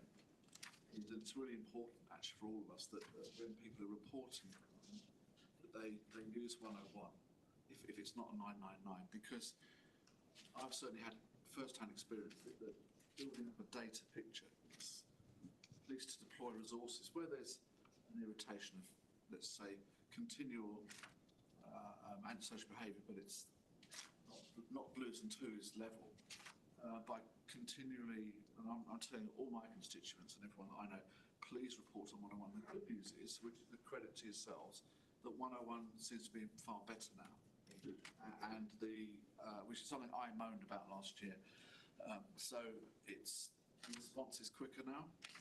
So I think that's a really important message to go out from us, that please use that, because everything in this digital world is data driven. So if they're seeing antisocial behaviour in certain places, we say hotspots, then that will, the forces will be deployed in that area. That's it, thank you. Thank you. Councillor Harris, did you have a question? Did you have a question? No. Okay, take it there's no other questions? No, good. Okay, so if we finish this agenda item, the recommendation amended note the update. Take it that's agreed. Thank you. So agenda item 5 is the Commissioner's decision report. There are a couple of questions on that. So if we can start out with Councillor Buckley, please. Thank you, Chairman. There's two things to raise questions on. Page 18 talks about the internal audit contract extension. I fully understand why you would need to extend that contract, but my question really relates to the change on wider public audit. Are you suffering the same problems that most local authorities are? In other words, with the major audit firms failing to be able to complete the projects on time? And if so, is that a factor in that decision? The second question after, Mr. Chairman. Yes. We can both together. Both together. Okay, the second question relates to standstill airports. Just to find my comment on page 23.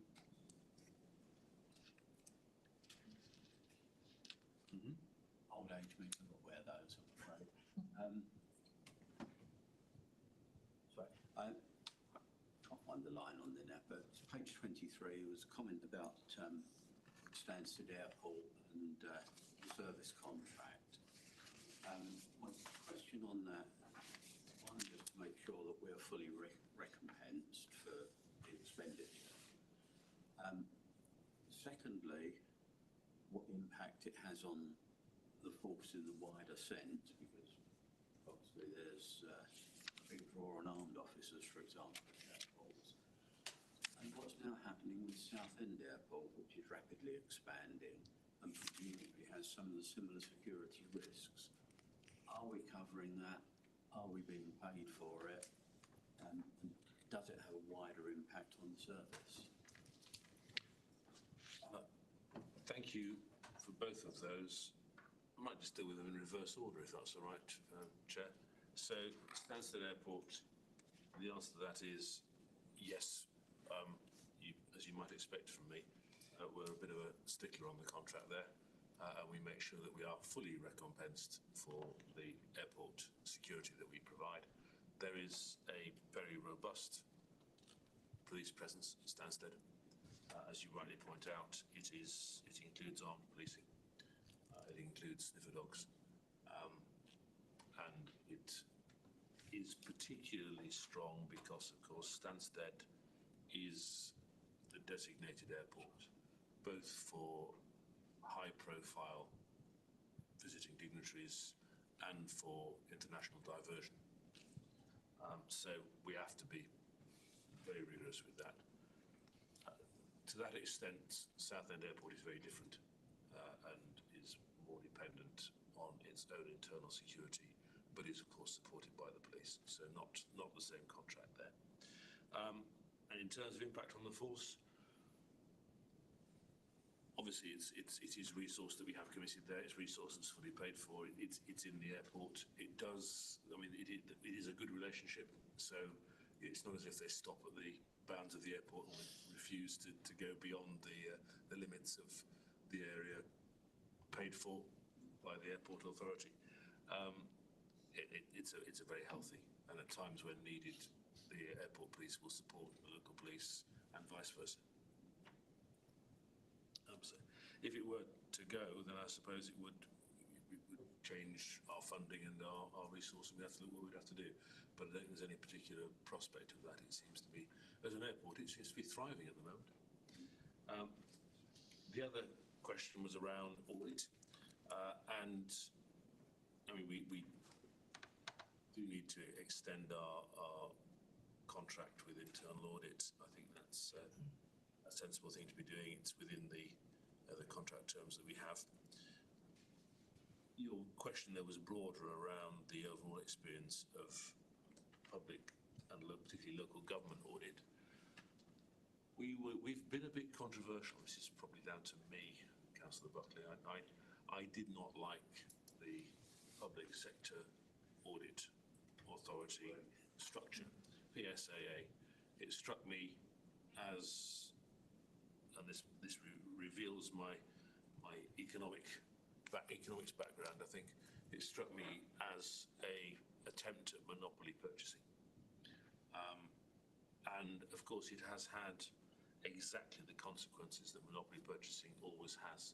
So too much focus on price, driving down competition within the sector, standard pricing for everybody, no ability to actually appoint or purchase audit services in line with your own service needs. Therefore, lack of interest from the provider because they were providing a very standard service at a very low cost. And look where we are, what a mess that is. We opted out.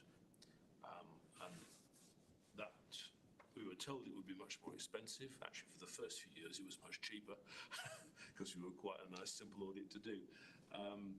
As times moved on, and with the increase in the size of the budget, we've gone through to from being a standard local audit to being a major local audit.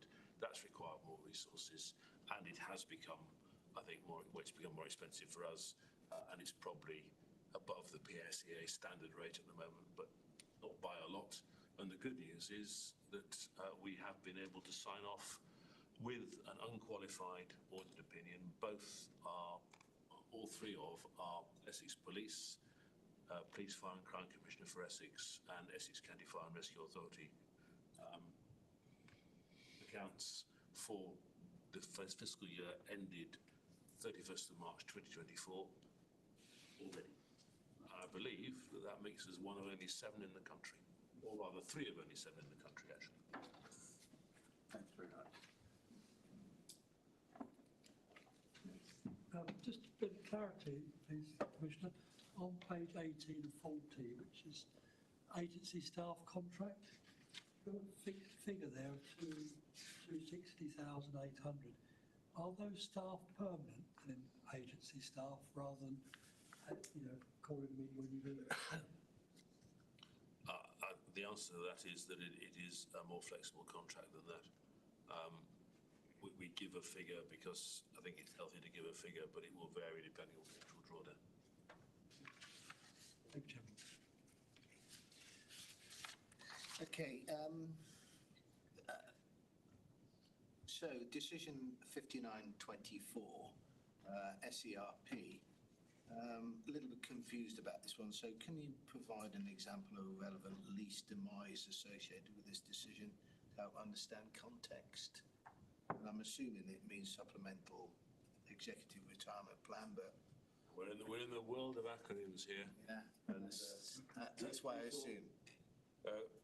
I don't think we have a supplemental executive retirement plan, do we? At least I'm not in it. Not, If we not do, I'm aware of. I got very concerned when I saw your question. we're all going, hang on, is there something here we're not part of?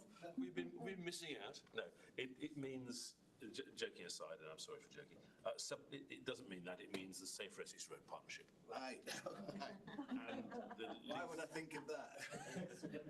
and the least demise is the alternative location that we've identified to allow the Safe Essex Road Partnership partners to co-locate and relocate. Okay, yeah, now it kind of makes sense. Yeah, thank you.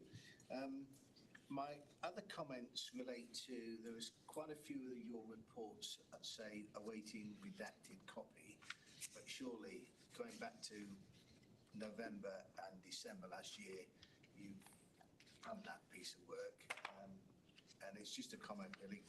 It would be good to have that updated accordingly, please, all your decisions. There's about 3 or 4, I think, who's doing that.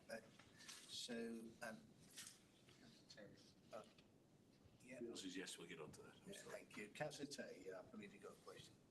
Yes, thank you, Chairman. I did attempt earlier to ask a question. Remember, you referred it to this section. 6. Well, 6. yeah, next one. It is. I can stretch. We will. Stretch it then. Let's deal with it now. It's related to SERPs. Eventually. Safe Essex Road Park. Okay, so you've got your link, you've got your hook now. Good. You've got a link, yeah. And But we were on supplementary, so okay, so can I ask it now? Is that please, okay? please. So my question is, we had a very interesting meeting this morning at the Safer Essex, and SERPs was discussed, and in particular, Roger's ears will prick up now. We talked about Vision Zero, and I did ask a question a few months ago. We were looking to get data on these more detailed data on accidents and information behind it, and a request was made from here, and just asking, is that in the wheels of progress, basically, because the things are starting to build up now with Safer Essex and SERPs, and obviously our own priorities for Vision Zero. There's a bit of thing, there's some really interesting data come out.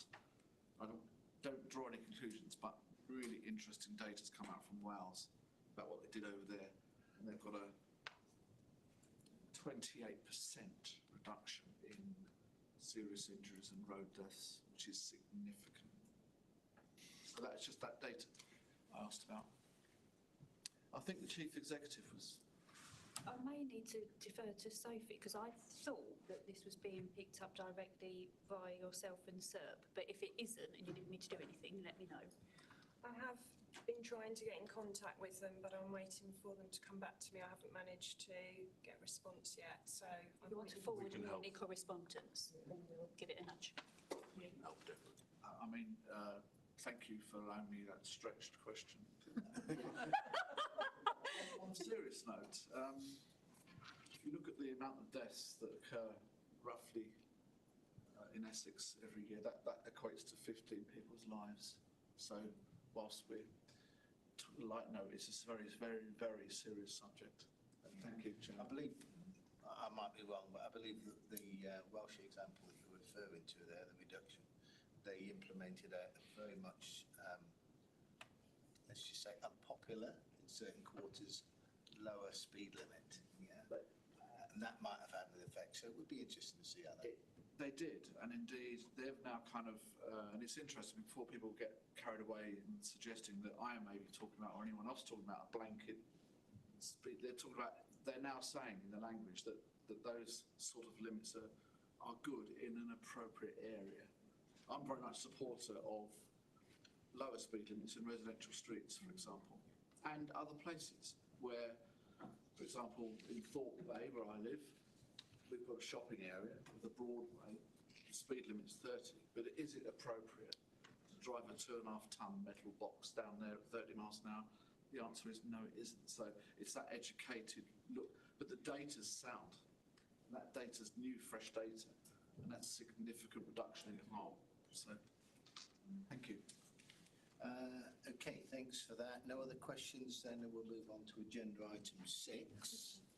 Sorry. Oh, sorry, we do need to. So it's the recommendation to note the report agreed. This is the decision. Yeah. Thank you.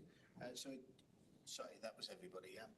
Agenda item 6 then. Please find Planning Commissioner to update the plan on any ongoing issues. But before inviting the Commissioner to do that, I know that Councillor Gregory would like to say something. Yes, thank you, Chair. Members of the panel may have seen in the paper that there was a fatal fire in Elmdon a few weeks ago. Elmdon is in my ward, and I happen to know the lady who sadly lost her life. She was the parish clerk. I very much doubt any of you know where Elmdon is, apart from to say it's probably one of the most inaccessible points in the district, and it's also pretty much the county summit, indeed the highest point in East Anglia. Firstly, I'd like to pay tribute to the operational response from the brave and dedicated firefighters of our County Fire and Rescue Service, who were aided by additional crews from Royston and from Cambridge. They did a fantastic job in what were very disturbing and upsetting circumstances. The response time was extraordinarily impressive, bearing in mind that Elmdon is down a series of very winding country lanes, and manoeuvring a fully loaded tender down those in the time that it took was indeed impressive. As part of my job as ward councillor, I then posed a series of rather challenging and quite difficult questions to the County Fire and Rescue Service. With the assistance of the Commissioner, I got very detailed, very open, very transparent replies, and I'd like to place on record my gratitude for the dedication not only of the frontline firefighters but also for the attitude, approach and culture to disclosure, to accountability and to learning lessons that was very clear from the Chief Fire Officer's staff and from the Fire and Rescue Service. It was impressive operationally, and it was impressive in terms of their response to challenging scrutiny. So thank you both to the Chief Fire Officer, to those who work under his command, and to the Commissioner. Thank you, Councillor Gregory. Commissioner, you may want to respond, or you might want to move into the actual agenda item itself. I'll leave that to you. Thank you, Chairman, and thank you, Councillor, for those comments. Of course, our sympathy is very much with the family and loved ones of who very unfortunately lost their life. And I'm pleased to hear that we provided the level of transparency around the nature of the response. Every single incident of serious injury, and particularly death, is something where we needed to have the public understand and have confidence in the responses we can provide. We need to be absolutely transparent as to what actually happened in each individual case. So thank you for asking the questions. I'm glad we managed to in a way which provided that transparency, and whilst it certainly can do nothing to make whole the lives of those who have been touched by this, I'm confident that Essex County Fire and Rescue Service and their partners in Cambridge provided a very high standard of service and hopefully made a difference, even though it wasn't the whole difference we would like to have made. Thank you for that. It's perhaps relevant to say, in context then, that one of the significant events of recent weeks has been the approval of our new community risk management plan for the fire and rescue service. So that is the operational plan, derives from the fire and rescue plan, which you scrutinised in depth when it was being put forward late last year. Having got the fire and rescue plan in place, that then makes it possible for the fire and rescue service to design their CRMP, and I was pleased to be able to sign that off as being compliant with both the national requirements and with our local fire and rescue plan earlier this month. That will now be put in place. I think it will give us the ability to work more flexibly. It will give us the ability to have more people in the right place at the right time. And that doesn't just mean in terms of response work, it also means in terms of effective prevention work and effective protection work as well. So working hard to make sure that the buildings across the county are, protection means keeping the buildings safe and making sure that we don't have particularly high-rise properties which are not as they should be. We are still in the process of following through on the remediation plan for the high-rise buildings across the county. It's obviously not our job to do the work, it's our job to make sure the work is done. You will be aware that we have already decanted one building, or put a prohibition notice on one building in Harlow. I would be keen for us not to have to put prohibition notices on other buildings across the county, but where that is required, we will. That will require us, I think, to liaise very closely with our partners, many of them represented here in this room, who may need to take additional action to help with what may be the consequences of such a prohibition.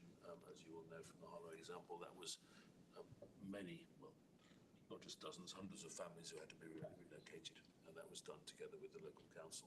Not easy, but done and effective.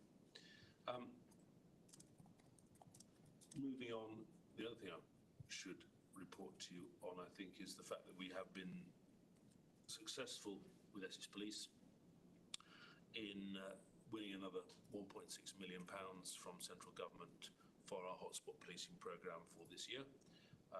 We put our delivery plan in yesterday, saying what we intend to do with that money. We still need to actually go through and define the individual sites.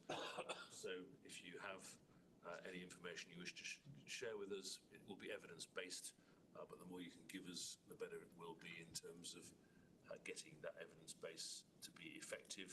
This year, the government has decided to combine Operation GRIP, which is the serious violence hotspot programme, and Operation Dial, which is the antisocial behaviour hotspot programme, in one programme. And we have been quite diligent in trying to make sure that if you put together serious violence hotspots and antisocial behaviour hotspots, you don't just end up policing serious violence hotspots, because as Castell was saying earlier, antisocial behaviour, we know, can be a very clear precursor to very serious violence and indeed homicide. So we need to be looking for those antisocial behaviour hotspots as well. There is a temptation, given the seriousness of serious violence, for policing to focus all of its resource on a high harm, but it is, we know, really important to intervene early and get ahead of the acceleration to seriousness. And if we only focus on the serious, we're not doing enough of the intervention and prevention work. So we've been very careful to try and make sure that that plan is being shaped in that way.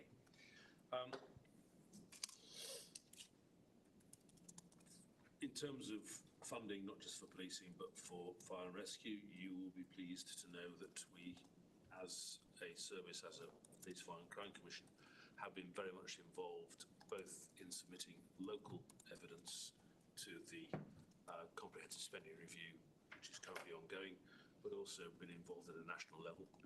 So I had, again, as you would expect, as the APCC National Lead for Funding and Finance, joint with my colleague Joy Allen from County Durham, very much involved in putting that evidence together, working with the Police and Crime Commissioners Treasurers, with the Finance Coordination Committee of the National Police Use Council. We put that in a few weeks ago now, early February, and we've had various iterations, various meetings with the Home Office, talking about detail, giving them further evidence, answering their questions. I think the expectation now is, now we're in April, they will hunker down with His Majesty's Treasury, get it right, His Majesty's Treasury, and be working through what the shape of that spending review needs to be.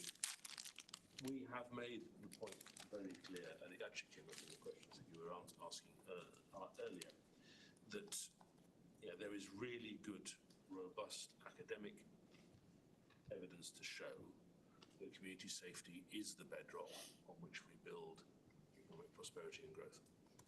We have submitted that to the government, together with our submissions on what we need for policing to achieve it. It is very much aligned with this government's missions, to achieve economic growth, but also to achieve safer streets. It's an ambitious set of asks. It's asking for more money for each of the next 3 years than we received last year as an increase. I don't know how successful we'll be. I know we've made a good case. We'll continue to make that case. I recognise the challenges that the government has, and we heard that in the spring statement only last week. But if we hadn't put the evidence in, if we hadn't made the case, I think we would be being negligent in terms of our role in this. They will have to make up their minds about where they actually finally put the priorities, but they know what the consequences and what are of not delivering what we need, and they also know what we can deliver if we are properly funded.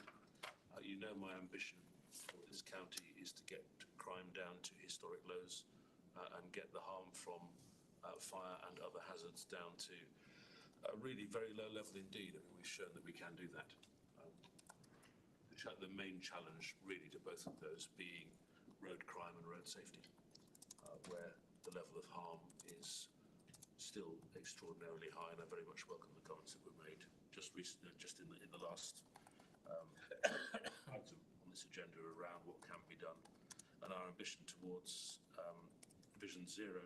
So it was an issue that I was in this very room was discussing earlier this morning with the Cabinet from Essex County Council, making sure that we are working in partnership closely with them to get the level of harm on our roads down further.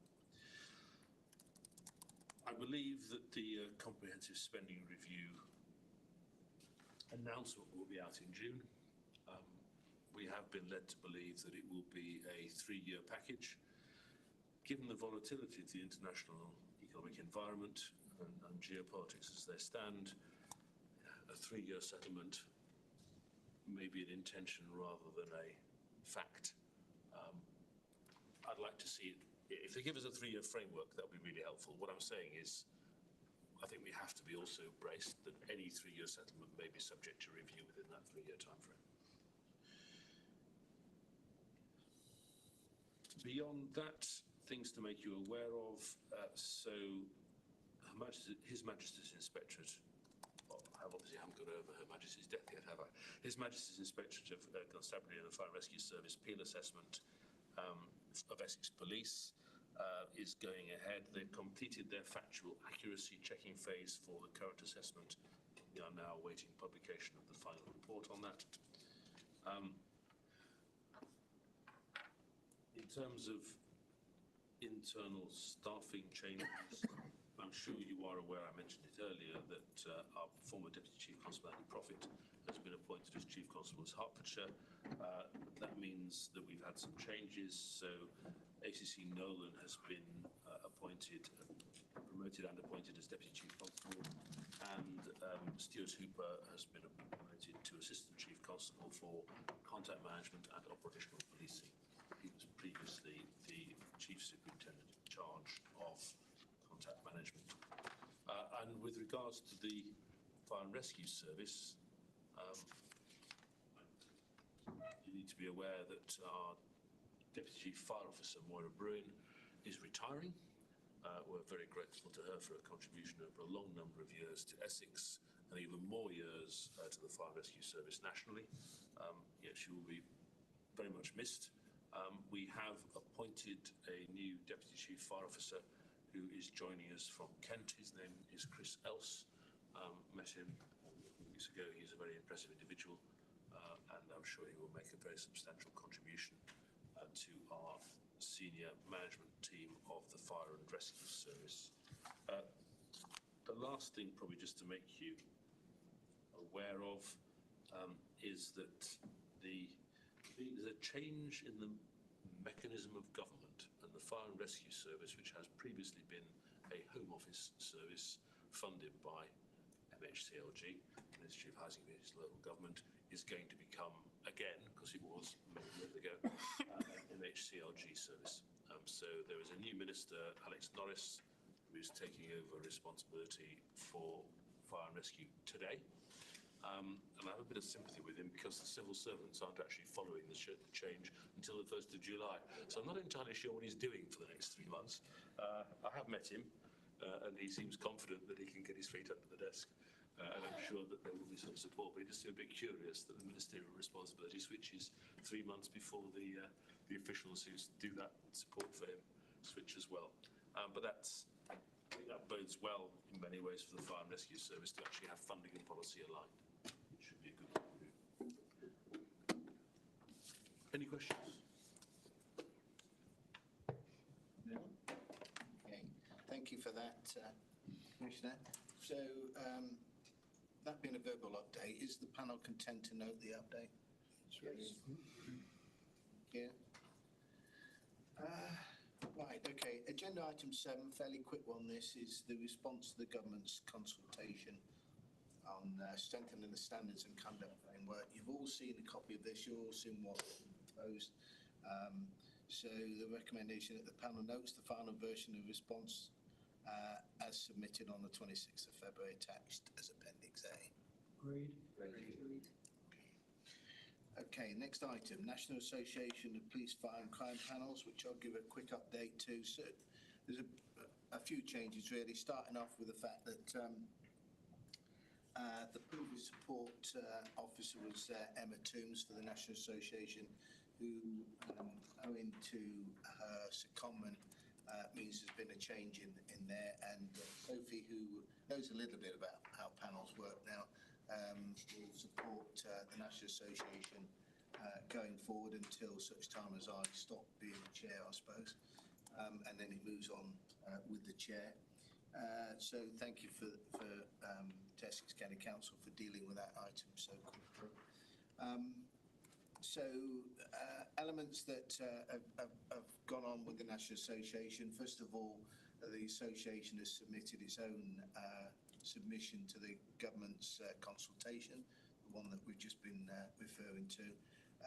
As you'd expect, all the panel members were saying, what should there be separate ones according to monitoring officers, when surely should be one and that's it, so that it goes on through. Other than that, it virtually follows exactly what ours has said, or very similar lines. Excuse me. The other items that we've been discussing, as you would expect, is the precept and budget and the outcomes of that for panels from last February. Most panels, the initial discussions was on the exec members, and the exec members, we have 10 exec members, and any observer that wants to come along, we can get upwards of 2, 3, I think it was 3 in the last one. So we do get a reasonable feel. In the main, yes, it was difficult for the Commissioner to get to a balanced budget. I think we felt it harder than others. There also seems to be a bit of a discrepancy between who is the second lowest funded.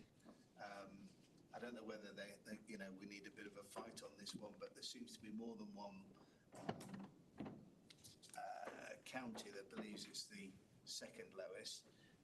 Minor detail, but it goes to show that sometimes people get the wrong idea of how things are. One of the interesting elements was one of the panels came forward and wanted to know how their OPCC, how it fared against others in terms of the staff numbers and costs. straw poll was done very, very quickly for the last meeting, which didn't indicate anything, let's just say, untoward, but we felt it was necessary to perhaps expand that out slightly. So one of the exec members is tasked with, Professor Ian Rolfe is tasked with writing a report and looking at across England and Wales in terms of OPCC and see if there's any conclusions on that. And it doesn't follow that from the initial stuff that the OPCC for fire and rescue as well as police doesn't seem to be that much different in terms of numbers than the policing side, which I thought was good. Yeah, surprising but good. But that was the initial view. Anyway, more to come on that one as we move forward. We also have agreed to work with the Policing TV, which is an online information exchange. It's more from online or more from in print to online TV-wise. So we're going to be working with them on a number of bits and pieces where they want to use the input from panels. So that will develop over the next year as far as we can see. There was discussion on the referendum requirements, particularly driven by the Welsh panels who don't understand it because they're not tied by the same rules. But that was an easier one to deal with because it's quite well documented. And then the final one is a lot of discussion, as you can expect, and it's come up on our pre-meetings even, is the potential impact of devolution and mayoral elections on panel working. And the makeup of that. Just for those who,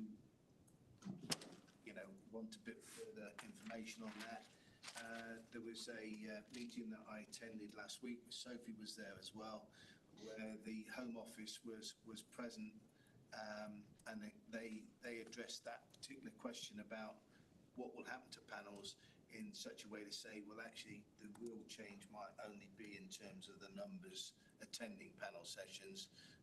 The panel will still be required to challenge and support where necessary the commissioner. So I bring that up really because it's one of those subjects that we've already dealt with as much as we can, or it's been addressed, and it's an ongoing thing that we'll keep abreast of. The very interesting one is that Lincoln is going for its mayor elections this year in May, as opposed to most of the others who are in this latest tranche, which is next year. So they seem to be doing things slightly differently again. There you go. I mean, not major from a panel perspective, but major in terms of the way that, for example, the person who thinks he's put himself forward for the mayor's position has spoken to the panel and said, "You'll be all right with me." And I thought, oh, that's interesting. Got to get the job first, but hey, it shows its hot favourite. Other than that, I think that's more than enough, really. That I'll bring back stuff as and when, and that will do for that particular one. Any questions? Okay, so that's a verbal update. Is the panel content to note that update, please? Forward work plan. You've all got a copy of the forward work plan and what's been suggested. I don't think anything's changed from the last time we looked, has it, Sophie? Are there any comments that anybody would like to make? Okay, so is the panel prepared to note the forward work plan and identify any other business? I think you haven't identified any other business. One question, please. Yes, Councillor Taylor. On the forward work plan, there was quite a discussion in this panel about the precepts and government calculations. And I thought just take this opportunity to ask, is that what is happening? Because it was a big issue this year in terms of going, I know you mentioned about the comprehensive spending. The is there anything about the inequality of our settlement compared to others? Chairman just referred to the argument about the second lowest funded. Is there anything on that? So I have contacted again a number of our MPs and asked them to push for the fairer funding formula review to take place. I know the MPCC are doing the same. The time to do it clearly is at the point of announcement of a comprehensive spending review, provided, of course, the comprehensive spending review submission we made is being successful, that we are actually seeing an influx of additional funding into policing, and we're talking policing in particular here, because to do it when there isn't more money coming in is going to be really very hard. Slightly, yes. Yeah. Okay. Thank you.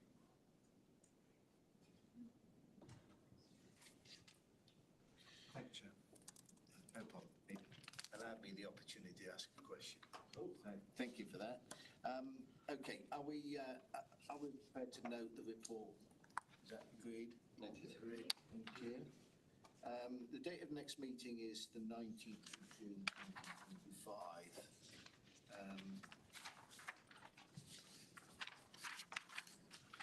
No comments on that one, and I'd like to declare the meeting closed if we're all happy to do so. I think we've covered everything off, certainly covered the agenda.